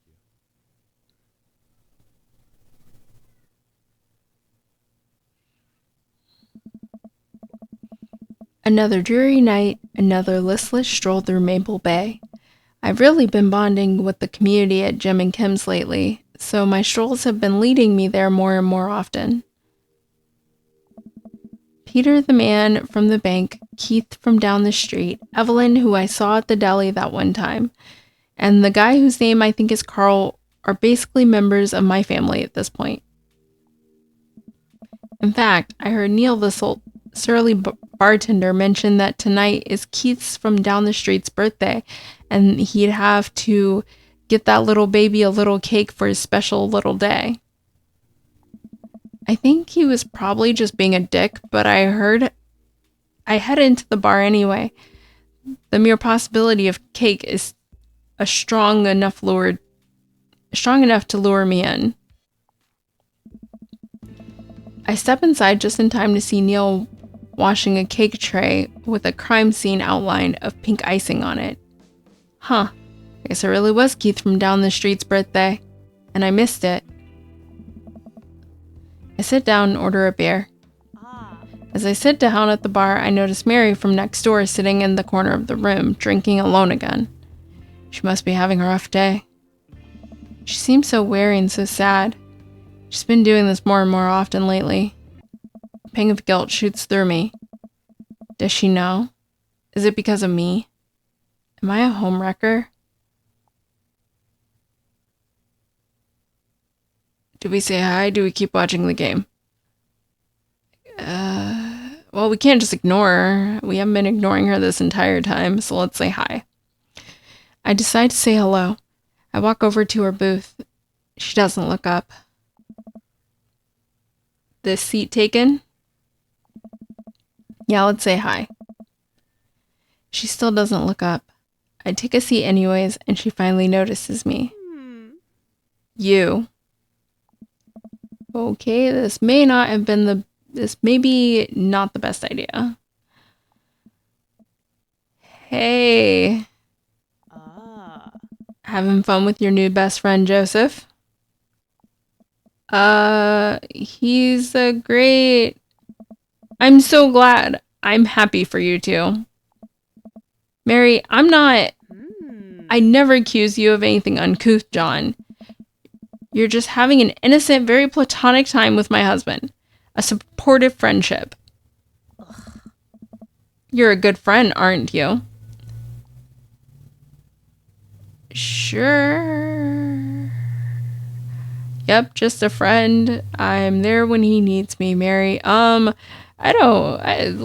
not fight with Mary, so let's just go with sure. That's funny. Joseph usually likes his friends to at least have a spine. Oh no. Hey, not everyone likes to yell at their spouse's friends for no reason. So you're an expert on my marriage now? Oh, so it doesn't matter. She's gonna be combative anyway. Doesn't take an expert to see that you two are miserable. I'm not trying to be an expert on your marriage. I mean, I would like to go with the first one, but again, I'm not trying to like fight Mary, so I'm just trying to be there for my friend, okay? Oh, you're there for him. Oh no. I see how you look at him. I bet you're there for him a lot. Oh. Wait, you just said you're not trying to accuse us of anything uncouth. You literally are. You're implying it. The implication is there. She takes a long sip of her drink. This was a mistake. You know, you're really not his type. I'm surprised. Mary pays her tab and strides right out of Jim and Kim's without looking back. So this was probably what changes our ending, I imagine. Welcome. You've got dads.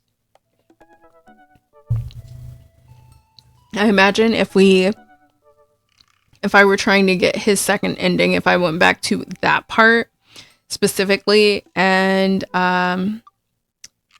did different answers, like maybe the more like abrasive answers, then that might change our ending. For good or bad, I don't know, because I don't know what ending we're like headed towards, so I can't say.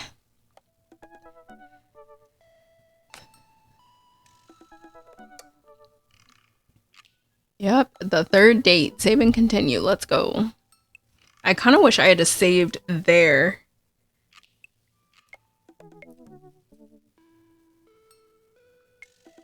Because now, even to get that other ending on my own, I'm gonna have to go back kind of far.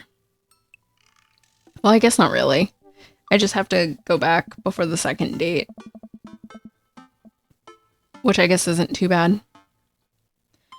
I really want to see Joseph again, but after that weird encounter with Mary, I don't know. He's my friend, right? I should be able to hang out with him and it not be weird, right? Well, the thing that makes this a little different, John, is the fact that you do, in fact, have feelings for him. Right? The computer pings as a message flies into my inbox. It's Joseph. Hey, John, we should hang out. Like, actually hang out. No manual labor, no impromptu therapy sessions with sad DJs, no kids. Just you, me, and the open ocean. Wait. How are we going to get to the open ocean? How are we going to get to the open ocean, you may ask? Good question. Wow, succinct. If you're interested, I'll meet you down by the marina and you can check out the goods, if you know what I mean. I mean my yacht. Let me know. Joseph owns a yacht? Joseph owns a yacht? I'm as surprised as you are.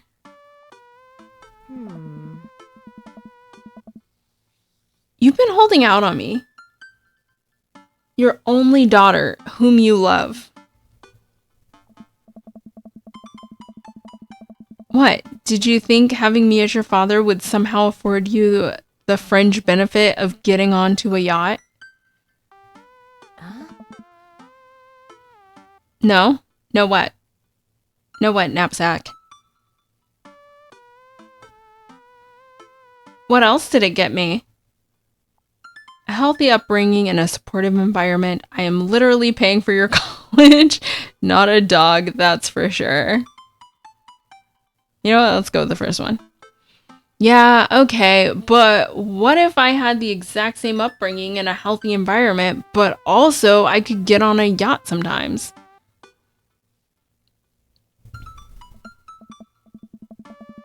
Oh, no to the boat? It'll be fine. It'll be fine. Everything's fine, right? That's funny.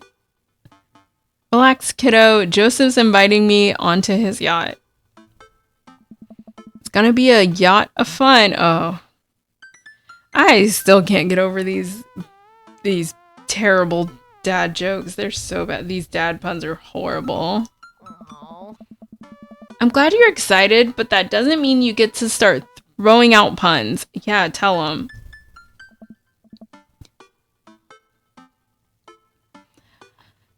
Why yacht, Amanda?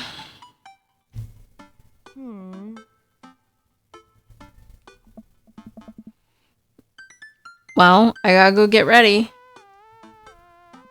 to go on my friend's yacht. I start to walk away, but Amanda stops me. Eh? Hey, in all seriousness, I hope you have fun. Yeah. But make good choices, okay? But Dad, don't stay out too late or you can't go to Jennifer Longforth's birthday party this weekend. She promised me she would propose to me, but ended up going with Logan Crutchfield. I'm not going anywhere near that party. Good bit, Dad. Good bit. I respond back to Joseph, letting him know I'll be there. A quaint marina complete with local mom and pop shops and a small diner frame the bay. I've gone for a few walks by the bayside to stare enviously at all the nice boats before. Joseph should be around here somewhere. Gosh, this is fancy. I feel a little out of place. Hey, John. Joseph, where are you? Up here. I look up. Joseph waves to me from atop a huge yacht. I've never been on a yacht before. You never forget your first. Don't do it, John. Heartache is coming. Well, we hope not. We hope not. We're hoping for the best here, but, you know, mentally preparing ourselves for the worst. Because let us not forget also that this man is still married. I glance at the name on the yacht on the side of the boat. The St. Peter, huh? Inherited this thing from my pops. Real fire and brimstone type. Loved yachts. So, what's the plan, Captain? I figured since last time went a bit sideways, we could cast our own lot out on the open sea. Wrestle with Neptune, set sail on the seas of adventure. Kind of a goofball when you're not wrangling your kids, you know that? Joseph smiles and winks from his perch. I have no idea what you're talking about. Joseph hops down and extends a hand to me, helping me up onto the yacht. I'm thrown off by how soft his hands are. Is he moisturized or what? John, stop thinking about his hands. Pure thoughts. You're gonna be on a boat alone with Joseph on the open ocean. It's a yacht. He's married. It's fine. This is fine. It is not fine. After undoing the mooring and climbing into the captain's seat, Joseph slowly takes the boat out, ringing the big steel bell with extra emphasis, even though nobody else seems to be around. Shoving off! Boat launching! Man and boat! Launching as one! The St. Peter navigates out of the marina and into the open water, with Joseph doing the occasional steering flourish as the boat bobs along with the waves. He seems a lot more relaxed out here. Joseph is definitely in his element. This is the part where we wrestle with Neptune, so please remove your shirt and roll in some talcum powder. Luckily, I brought my Neptuning fork. Oh my god. Can do. I didn't bring any talcum powder. I mean, we're all about the dad puns and jokes, so luckily I brought my Neptuning fork. Joseph stifles a laugh. Collegiate level dad joking there, John. For a while we watch as the trees and waves pass us by. Where are we going? A little further out. It's a lot quieter once we get out on open water. Plus, we could see whales. Whales are cool. I don't trust whales. Nothing should be that big. Noted. I wonder if this game took that the way I did. Joseph maneuvers the boat past some buoys. He sighs. Wish I could get out here more often, but, you know, family, wife, saving souls. Yeah. So many souls. I can barely hold them all. I watched Joseph work the boat. Despite his age, he doesn't look like he's slowed down at all. And from here, I can see how toned his muscles are and pure thoughts. Hey. Joseph and I boat in silence as the bay gets smaller and smaller behind us. I decide to take a peek over the ledge, or over the edge of the ship. The wake this thing kicks off are intense. I wonder if Joseph ever let me water ski off the yacht. Hey, dolphins! Joseph, there are dolphins! So you're scared of whales, but not dolphins? Dolphins are mean as crap. Why aren't you scared of dolphins? I mean, I feel like there's an unspoken truce between man and dolphin. I would be more than comfortable riding a dolphin into battle. Oh my god, you'd be lucky if it doesn't eat you. Well, maybe not eat, but still kind of mess with you. Dolphins are way more dangerous. They sometimes drown their babies for fun, you know. Exactly, they're mean as crap. Can I trust nothing in the open ocean? No, not really. I like to think that I'm pretty cool. Alright, Joseph, it's you and me versus the entirety of marine life. I yell out to the ocean. You're all spineless invertebrates. I had lobster last week and I can't wait to eat more of you. My goal in life is to punch as many fish as I can before I die. Let's all go with you're all spineless invertebrates. You tell him, John. Oh. And here we are. John, welcome to the ocean. I look out into the vast expanses of blueness. Yep, that's the ocean.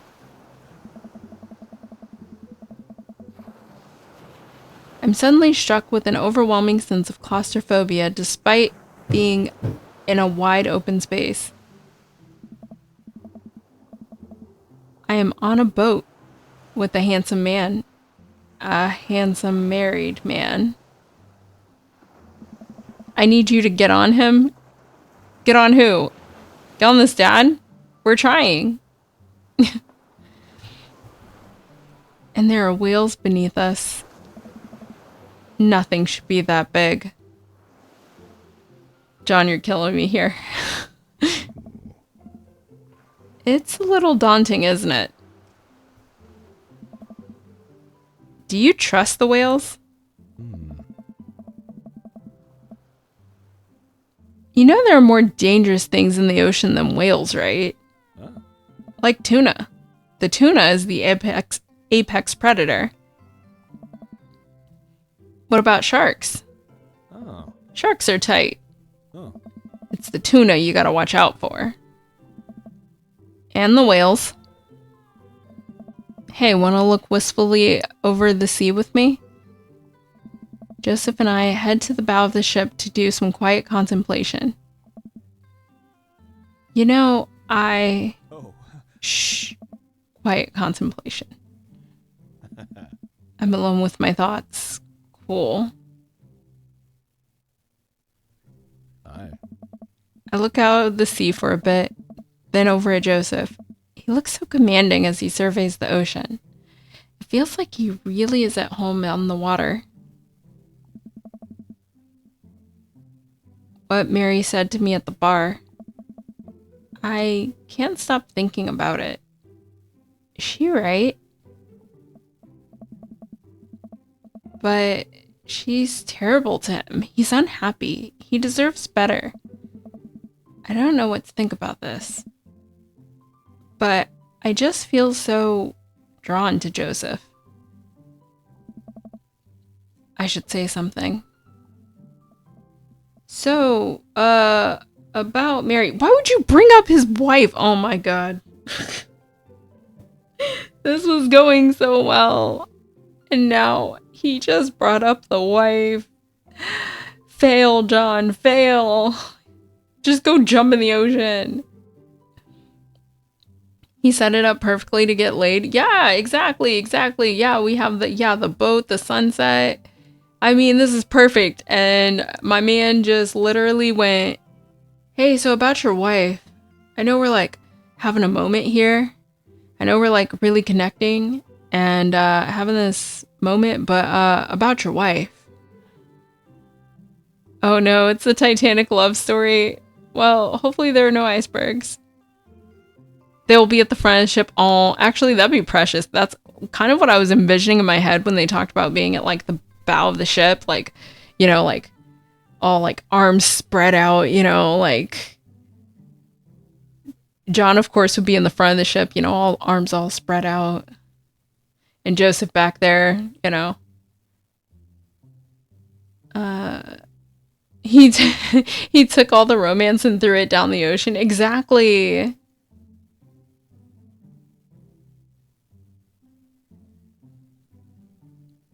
Yeah. Just hopefully we don't get to the part, you know, where it's like, I'll never let go, Jack. Hopefully none of that happens. All right, let's get into the cringe.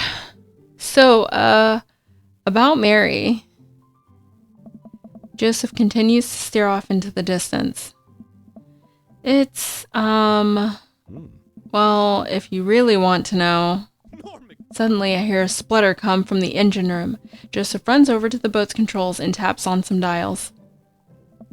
Guess we can talk about Mary later. Or not at all.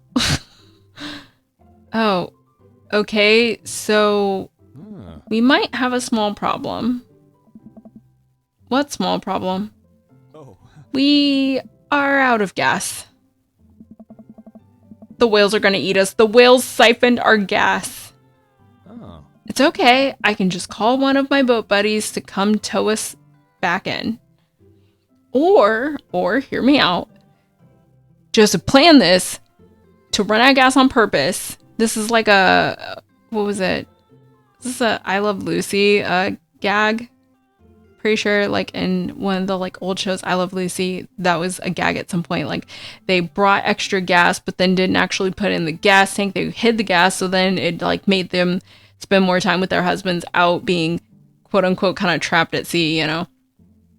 So what if Joseph is like, oh snap, we ran out of gas. Looks like we have to spend more time together watching the sunset in the middle of the ocean on my yacht, you know, with all of these lounge places for us to lounge together.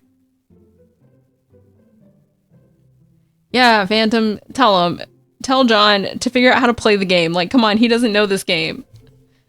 Like, he doesn't know the setup. He has no game.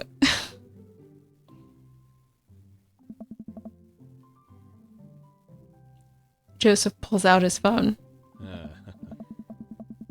Just kidding. I can't do that because there's no service. This is perfect. It's okay. It'll be fine. I check my phone. I don't have service either. Should we just submit ourselves to the whales? Well, I do have an old radio in my office, but it's broken. Are you handy with tools? I'm a dad. If the radio is anything like frantically putting together a bike on Christmas Eve, it should be no problem. Yeah, we need to give this man some game. Like, he has no game. I was like, oh, look, John is such a good dad. He's, you know, like, but he's so cringy. So cringe. Let's take a look at it and see if we can figure it out. Okay, here we go. We're going to bond together over this activity of being stuck at sea and having to fix this radio together. Joseph trying to get you in the sack. He wants to lay hands on you. Exactly. And we're over here like, so about your wife and your terrible, like, marriage. Let's talk about that. Why are you trying to fix everyone, John? You know, sometimes it's not about fixing people. It's about having fun for a time, okay? Like, you don't have to. Come on, John, get with the program. Man, okay, let's go fix this radio. John directs me towards the radio and showcases its insides. I don't know how radios work. Oh. Ma'am. What? Sometimes it's about having a good time, not being there for a long time. No, I'm kidding.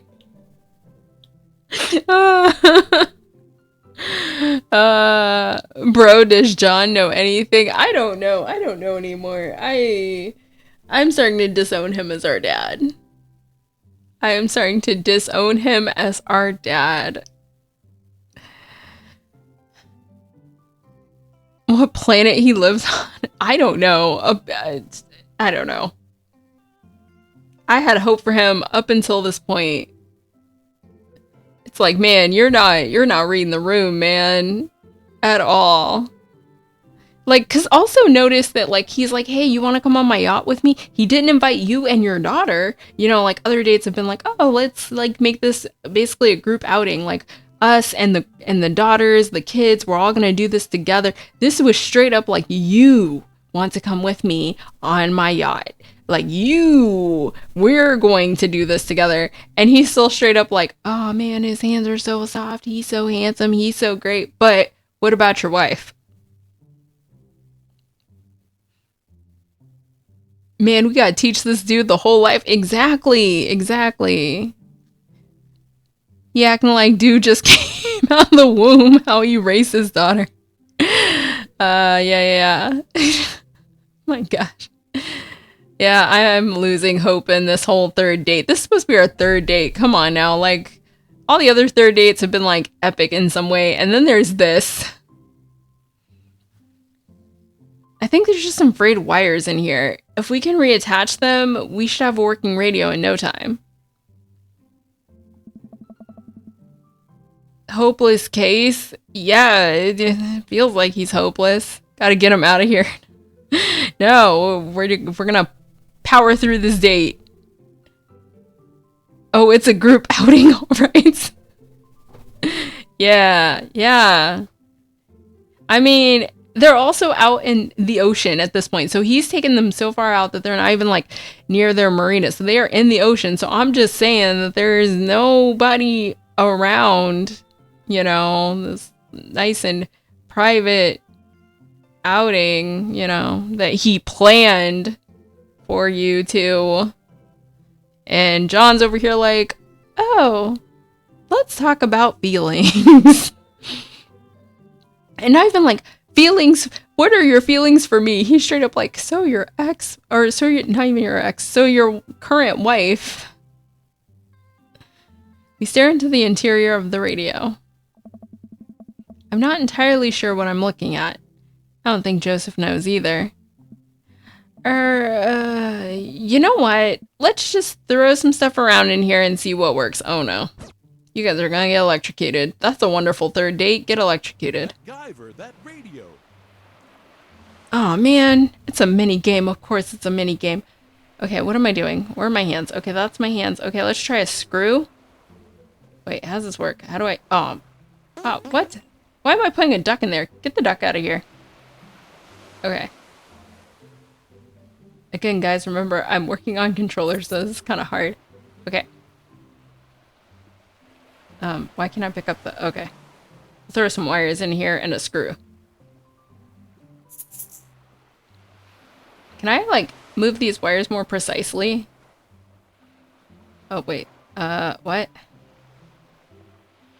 Or do I just drop everything? No, I just drop everything.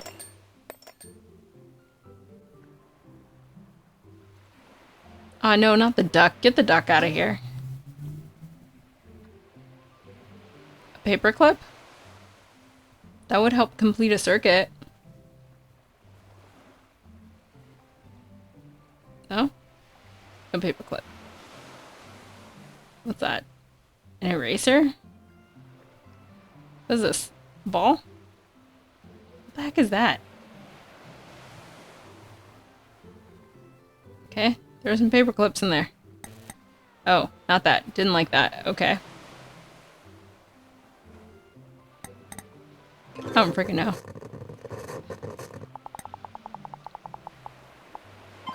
Oh, wow. I did it. I did it. I did it. Hey, it kind of works. Look at us, chat. We're so smart.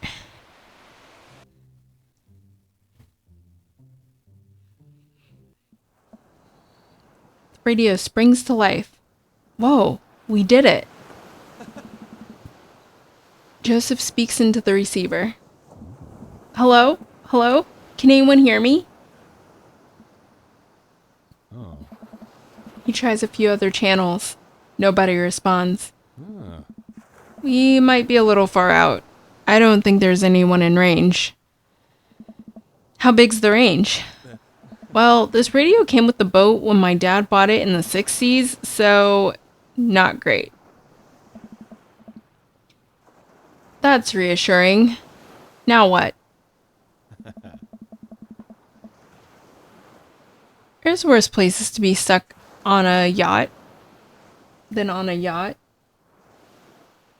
Wine?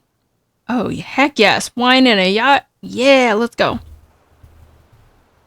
Wine. I keep a couple emergency bottles down below. Want to go grab some while I fiddle with the radio some more? Let's see. Wine. Wine. It's gotta be around here somewhere. Examine the lounge, examine the shelf, examine the cabinet, head back to Joseph. Okay, let's examine the lounge. For an old yacht, this lounge is pretty high class. Wood panels on everything. Leather couches. It's like an old Playboy photo shoot in here. Again, maybe part of the point why he brought you specifically for your third date onto this particular yacht. I mean, I guess let's examine... Kind of want to save the bed for last. So let's examine the floor. There's some clothes strewn on the floor by the bed. Socks, slacks, yep, a pink polo shirt. Well, I guess I know if Joseph prefers boxers or briefs. This place seems a little lived in. Oh... He's living in the yacht. So it's like him and Mary are separated. For an old yacht, this lounge is pretty high class. Wood panels and everything. Yeah, we already did that part. What? Examine the side table. Hey, wine glasses. I must be hot on the trail. But no wine. I grab 2 glasses and get back to searching. Examine the bed. Oh, a California King. Swanky. It's unmade and a little messy. Less swanky. Focus on the rest of the room. Examine the shelf. I take a look at everything on the shelf. Examine the photos. There are a few photos on the wall here. Looks like a picture from Joseph and Mary's wedding day. Nice grandpa glasses. Looking real slick there, Joseph. Another picture of Mary and Joseph on the yacht. Quality 90s fashion right there. Mary still has her patented stink face, but at least Joseph seems to be happy on the water.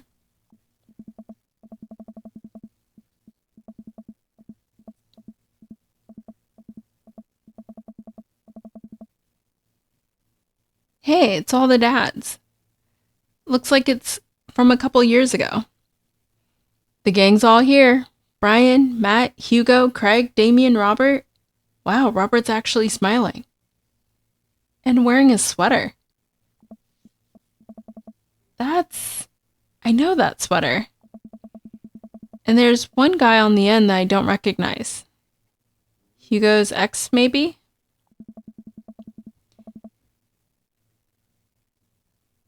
And hey, here's Joseph go-karting with the kids. That's fun. I take a look at everything on the shelf. Examine books. Looks like a bunch of different Bibles on brand. A couple of old vet magazines. I guess those must be Mary's. Wait a minute. Is this? Well. Now the hot body shoe is on the other hot body foot. Take a look at everything on the shelf. Examine the knickknacks. There's one thing Joseph does right. It's the odd stuff he puts on the shelves. I take a moment to closely examine what I think is an old submarine clock. Ah, and there's the crosses again. Boy knows his crosses. Really cool design too. I take a look at everything on the shelf. Focus on the rest of the room. Down the shelf, I guess let's go to the cabinet. It's a sturdy cabinet, a little dusty, but I bet there are some treasures in here.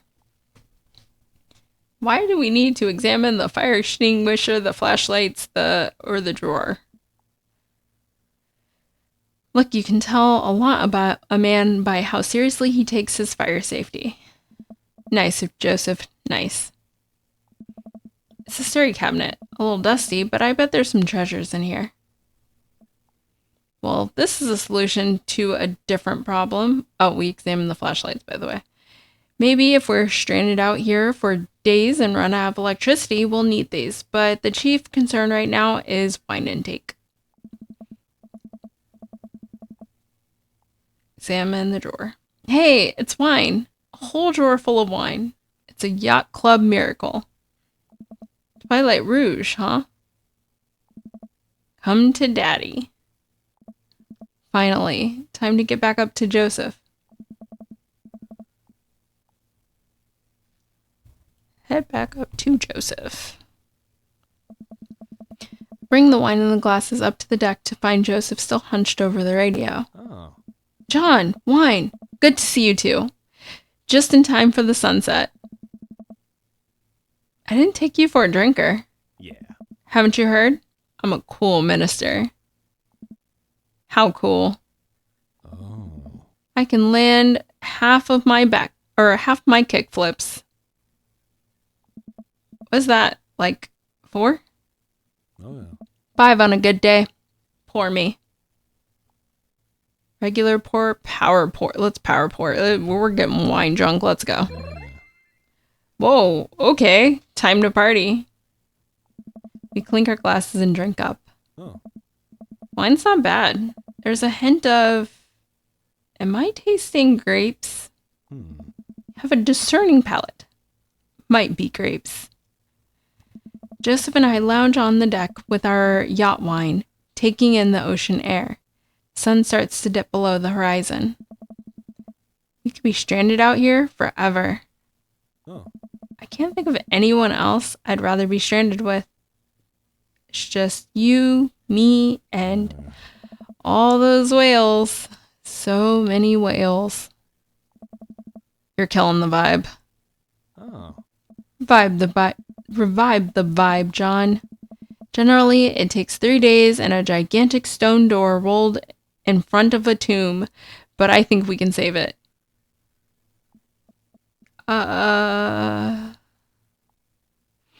This view, though, do you like mysteries? Hot-bodied? I bet we'll have a whale of a time. What's it like owning a yacht? Let's go with the view, maybe?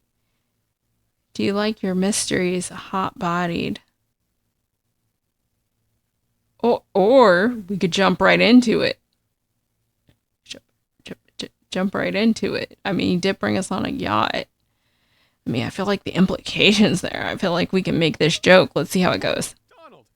See how it lands. Oh, Cracker Barrels. It's a really rewarding series, John. Uh-huh. Look, you have fun with your word jumbles. I really enjoy the well-crafted narrative excellence of a highly regarded serial. Oh, so it's an actual book. Okay. Oh, that's the book we found down below deck, like on his shelf or something, was the Hot-Bodied Mysteries. That's what that was. Of sex books. Detective novels. Sexy detective books featuring a hard-boiled gumshoe who can't be held down by the law, or by love, or by the mystery of the Spanish lover. Oh. You read them too. The author really hit her stride around book 17.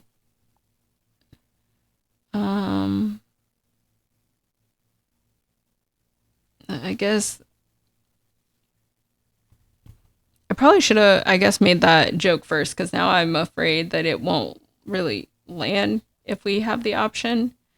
But I guess we could go with what's it like owning a yacht. Fuel prices are on the rise. Yearly maintenance is a bit of a strain on the finances. Can't really take it out in the winter months. Oh. But also sometimes you can have a party on your own yacht and everyone thinks you're cool. So it evens out. John, if you had a yacht, what would you name it? The Salty Swallow. Long, hard, and full of semen. Oh my god. Fuck you, whale. Let's go with this.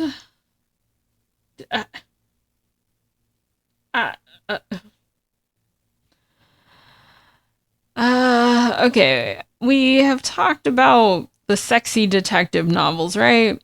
So I feel like we should be able to make this reference, this joke, and it land. Surely, right? Surely I should be. I guess we'll see how this goes and hope for the best. 'Cause I don't want to actually, fail our date, but who knows? Because he's also a minister, but he says he's a quote-unquote, he's a self-professed cool minister. So we might be able to make a sex joke. Let's go. Long, hard, full of semen. Oh, he loved it. Wine shoots out of Joseph's nose. Oh. I need to make some phone calls and change the name of this boat. I go to take another sip of wine, but stop myself. Is wine an acceptable beverage in Margarita Zone? That it is, John. All beverages of leisure are welcome in Margarita Zone. This is almost what we wanted, right? Oh. No responsibilities, no worries, other than possibly dying out here. And the whales. Oh. But yeah, I'd say we're in the zone. Joseph and I clink our wine glasses together. To the Margarita Zone. Wasted away again. If you have any salt shakers, we can arrange them into a pentagram and summon Jimmy Buffett. Maybe he can save us. As a youth minister, I make pacts with neither the devil nor island jammers. If we're to get off this boat, it will be by the grace of God. Or Steely Dan. Good one. Amen. Oh. Our laughter dies down, both silent for a moment, looking into each other's eyes. Joseph leans in closer. I feel myself doing the same. This is a bad idea. This is a bad idea. I can't help but feel like doing this will only end up hurting someone else. His face is really close to my face. Oh, yeah. John, I have to tell you something. Mary and I are done. I pull back, I think about the strewn clothes around the lounge, the undone bed. Are you living on this boat? I didn't want to mention it, but he sighs, strolling back to the controls of the boat. I lean on the console next to him. We had a very long talk, and it's unsalvageable. I'm staying here until everything's sorted out. Oh. I'm so sorry. If there's anything I can do, I'm fine. I'm fine, actually. It was a long time coming. Oh. For the first time in a long time, I'm seeing a path to happiness, and I know I can focus on myself and stop trying to deny the things that make me happy. Eh? I need someone who will be there. Someone kind and honest. And you deserve that, Joseph. You really do.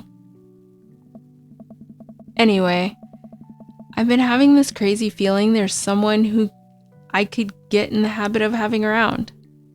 Someone very close to here. Is it Wales? I mean you. Oh. I was trying to be subtle. I think I'm picking up what Joseph's putting down. I lean forward, closing the gap between us when it's about dang time. Joseph grabs the receiver. Come in? Come in? Is anyone there? No. Over. Ah. We're stranded out in open waters. We've been out here for hours. Please send help. Over. But wait, are you guys gonna kiss? I mean, what are your coordinates? Over. John, have you been leaning on the talk button this whole time? I looked down. Oh, I have definitely been leaning on the talk button. Betrayed by my own butt yet again. Oh. I didn't lean on it. You leaned on it. Neither of you were leaning on the talk button. We didn't hear anything. Over. Hey, were you listening to us? Sir, we here at the Coast Guard are professionals. We were not doing that. But as professionals, it seems like you deserve happiness, and we think it's closer than you think. Over. Oh. How soon could you guys be here to give us a tow? Over. Well, pick you up in the morning. Sounds like you two have some stuff to hash out. Over and out. Wait! Eh. Silence. Nobody returns our radio calls. Eh. I think they left. We stare at each other for a second. Well, Joseph carefully places the receiver on the table, making sure the talk button isn't pressed in. Well, okay. Yeah. Joseph grabs me by the shirt and pulls me into a kiss. His lips are soft and sweet from the wine, and his skin is still warm from the sun. I reach for his belt and pull him even closer, running my free hand under his shirt and up his side. He pushes me against the boat's console, kissing down my neck. Come on. His hand drifts to my thigh and he effortlessly picks me up. Okay, so this means when we were doing the, what's it called? The dirty dancing pose, he should have lifted us, is what I'm seeing here. He should have lifted John.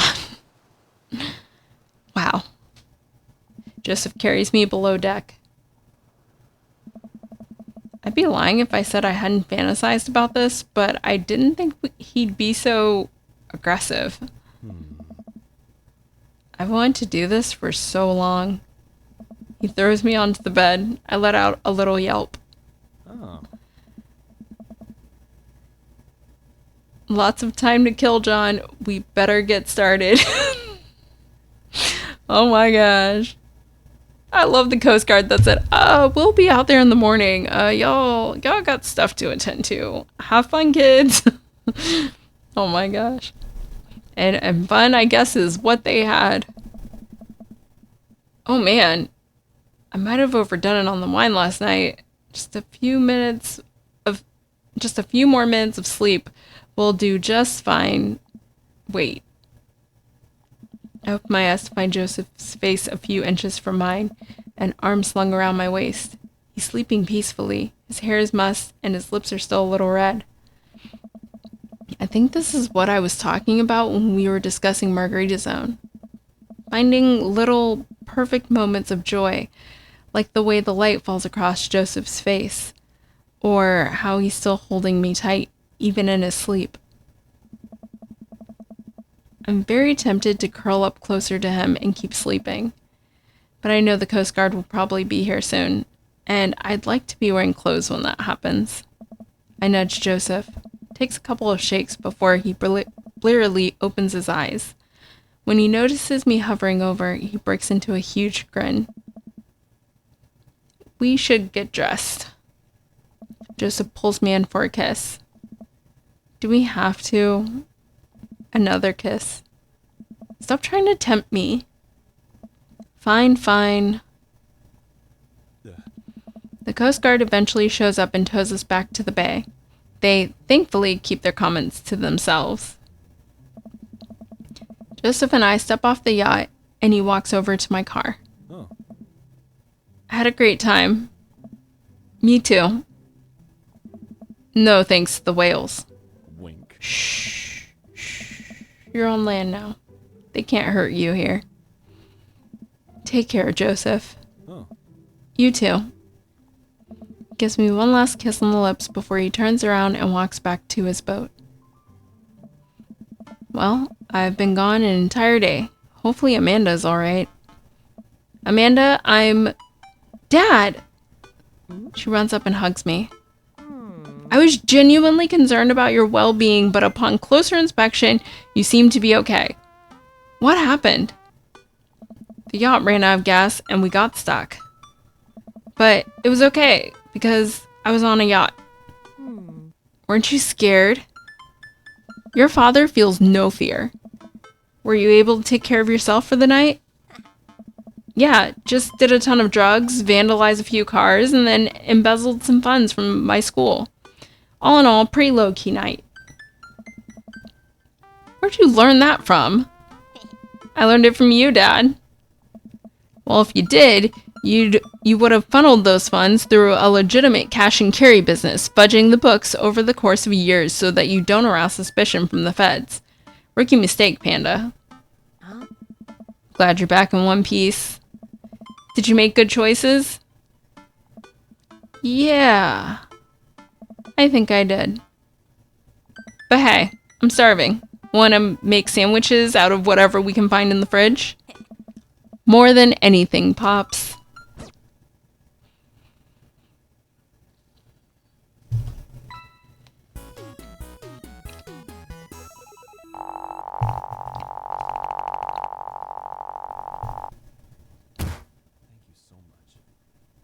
Yay, our date was an A. It wasn't S rank, but at least it was an A.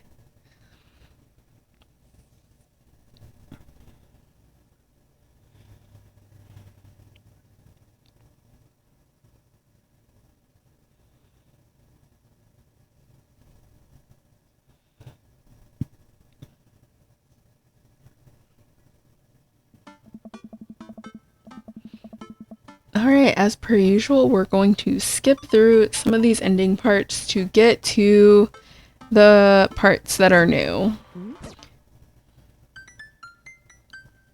So if you would like to see the ending scenes, then you might have to go back to some of the first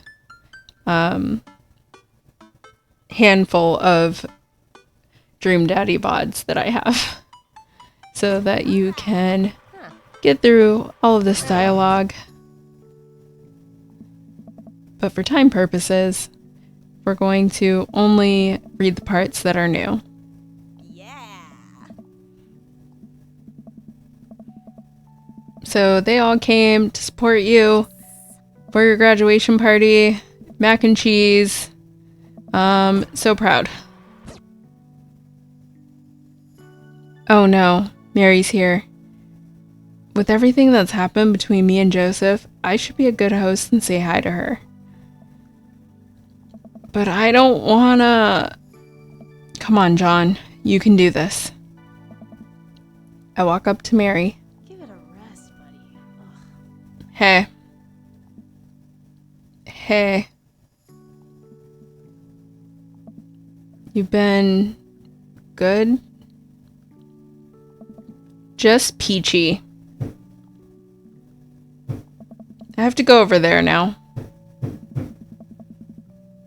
That went about as well as I could have expected it to.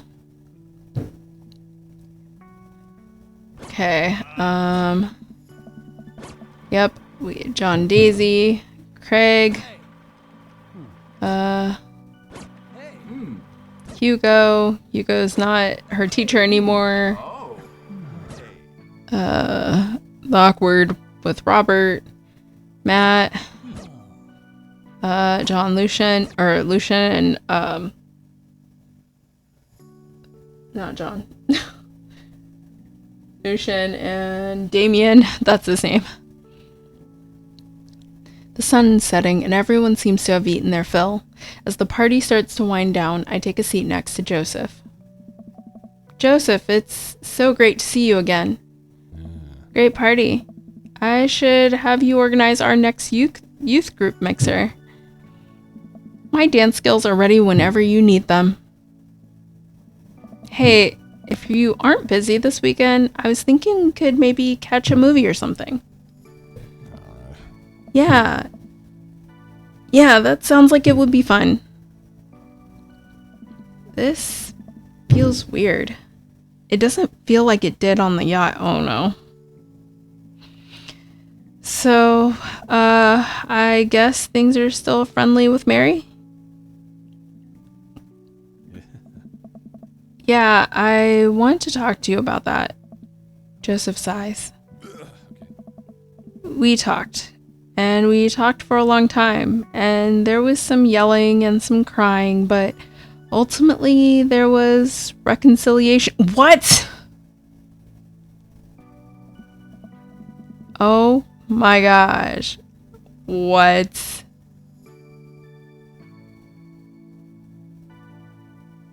I'm sorry, John. I have to make this work with Mary. Oh. I know, I shouldn't have... I didn't mean to hurt you, and I'm really sorry you got caught up in all of this. I've just felt so lonely lately, and I'm not even sure I'm doing the right thing here. You've come to mean so much to me, and I'll never forget all those beautiful moments we shared together. But I have to thank you. In a way, this whole thing with you helped me realize that I still love my wife very much. Oh, that's great. I know this probably isn't what you wanted to hear, and I'm sorry if you were hoping for something different. But this is where my life is, and I need to do right by my family. Bro, you weren't thinking about your family when you were getting laid on a yacht, but okay. But hey. Joseph squeezes my hand. Wink. We'll always have Margarita's own. Joseph stands up. Ah. Take care, John. You too, Joseph. Joseph walks off. Man, did I do something wrong? Is there another way this could have ended if I had done things differently? I walk over to the half-melted remnants of the ice cream cake and shove a forkful in my mouth. This ice cream cake is my new boyfriend. Last guest begins to make their way out of the party. Amanda wanders over and sits down next to me. Killer party pops. What can I say? I was inspired. So, I also have something for you. For me? Why? Okay. She talks about her feelings and how she couldn't have done it without him and how she was scared to go away, but now she knows she's prepared because her dad helped her be prepared and she loves him. So gift.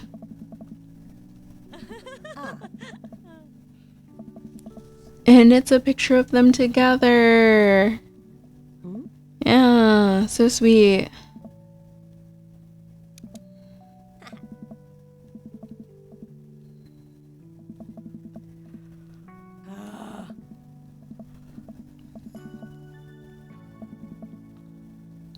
We watched the sun slowly dip over into the horizon. I'm glad you made some friends. Yeah. I know it's maybe not what you were looking for, but these people care about you. Huh. I love you, Dad. We'll always have each other.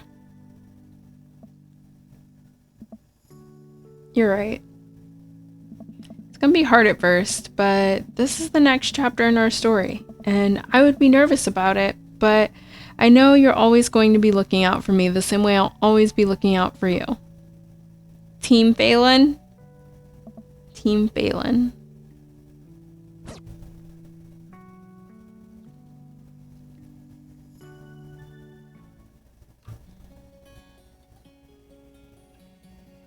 I love how they even give you the implication that Joseph has another ending. Like, they literally have him say, like, I wonder if things could have played out differently had I made different choices. But the only other place I could see there being other choices to even make would be with Mary. So I guess if we had to talk to her differently, then maybe their conversation would have gone differently. And then therefore we would have gotten a different ending. Like, he wouldn't have decided to be with her. Is my guess. Oh my god, look at this chiseled man. Like, I love how they, like, so like Greek Adonis, like, I don't know, like, looking. But I love how all of the dads have a different, like, their picture or whatever, their, like, last picture, almost like their, what reminds me of, like, a male calendar, like, monthly calendar, sexy calendar thing, like, picture. The art style is so much different than the way we see them here or throughout the entire game. I think it's kind of cool. But yeah, so that was all I'm going to stream of Dream Daddy. I guess, like, yes, there are technically another ending for both Robert and Joseph that I will check out off stream. So yeah, I guess that also leaves, you know, you all something to look forward to, a like non-spoiled ending should you choose to play the game for yourself. But like I said, I really want to finish this before the end of Pride, because I know, like, technically, yes, we obviously exist all year round, but, you know, like, I was playing this game for Father's Day and Pride, so I wanted to finish it this month, which I did. So yeah, and thank you guys for being here for the journey. I will pretty sure stream tomorrow, and probably at my regular time that I just streamed now, my 7 o'clock CDT, 8 p.m. EDT, 5 p.m. PDT, 2 a.m. CET, and 9 a.m. JST. So let's see, what will I be streaming? I'll be streaming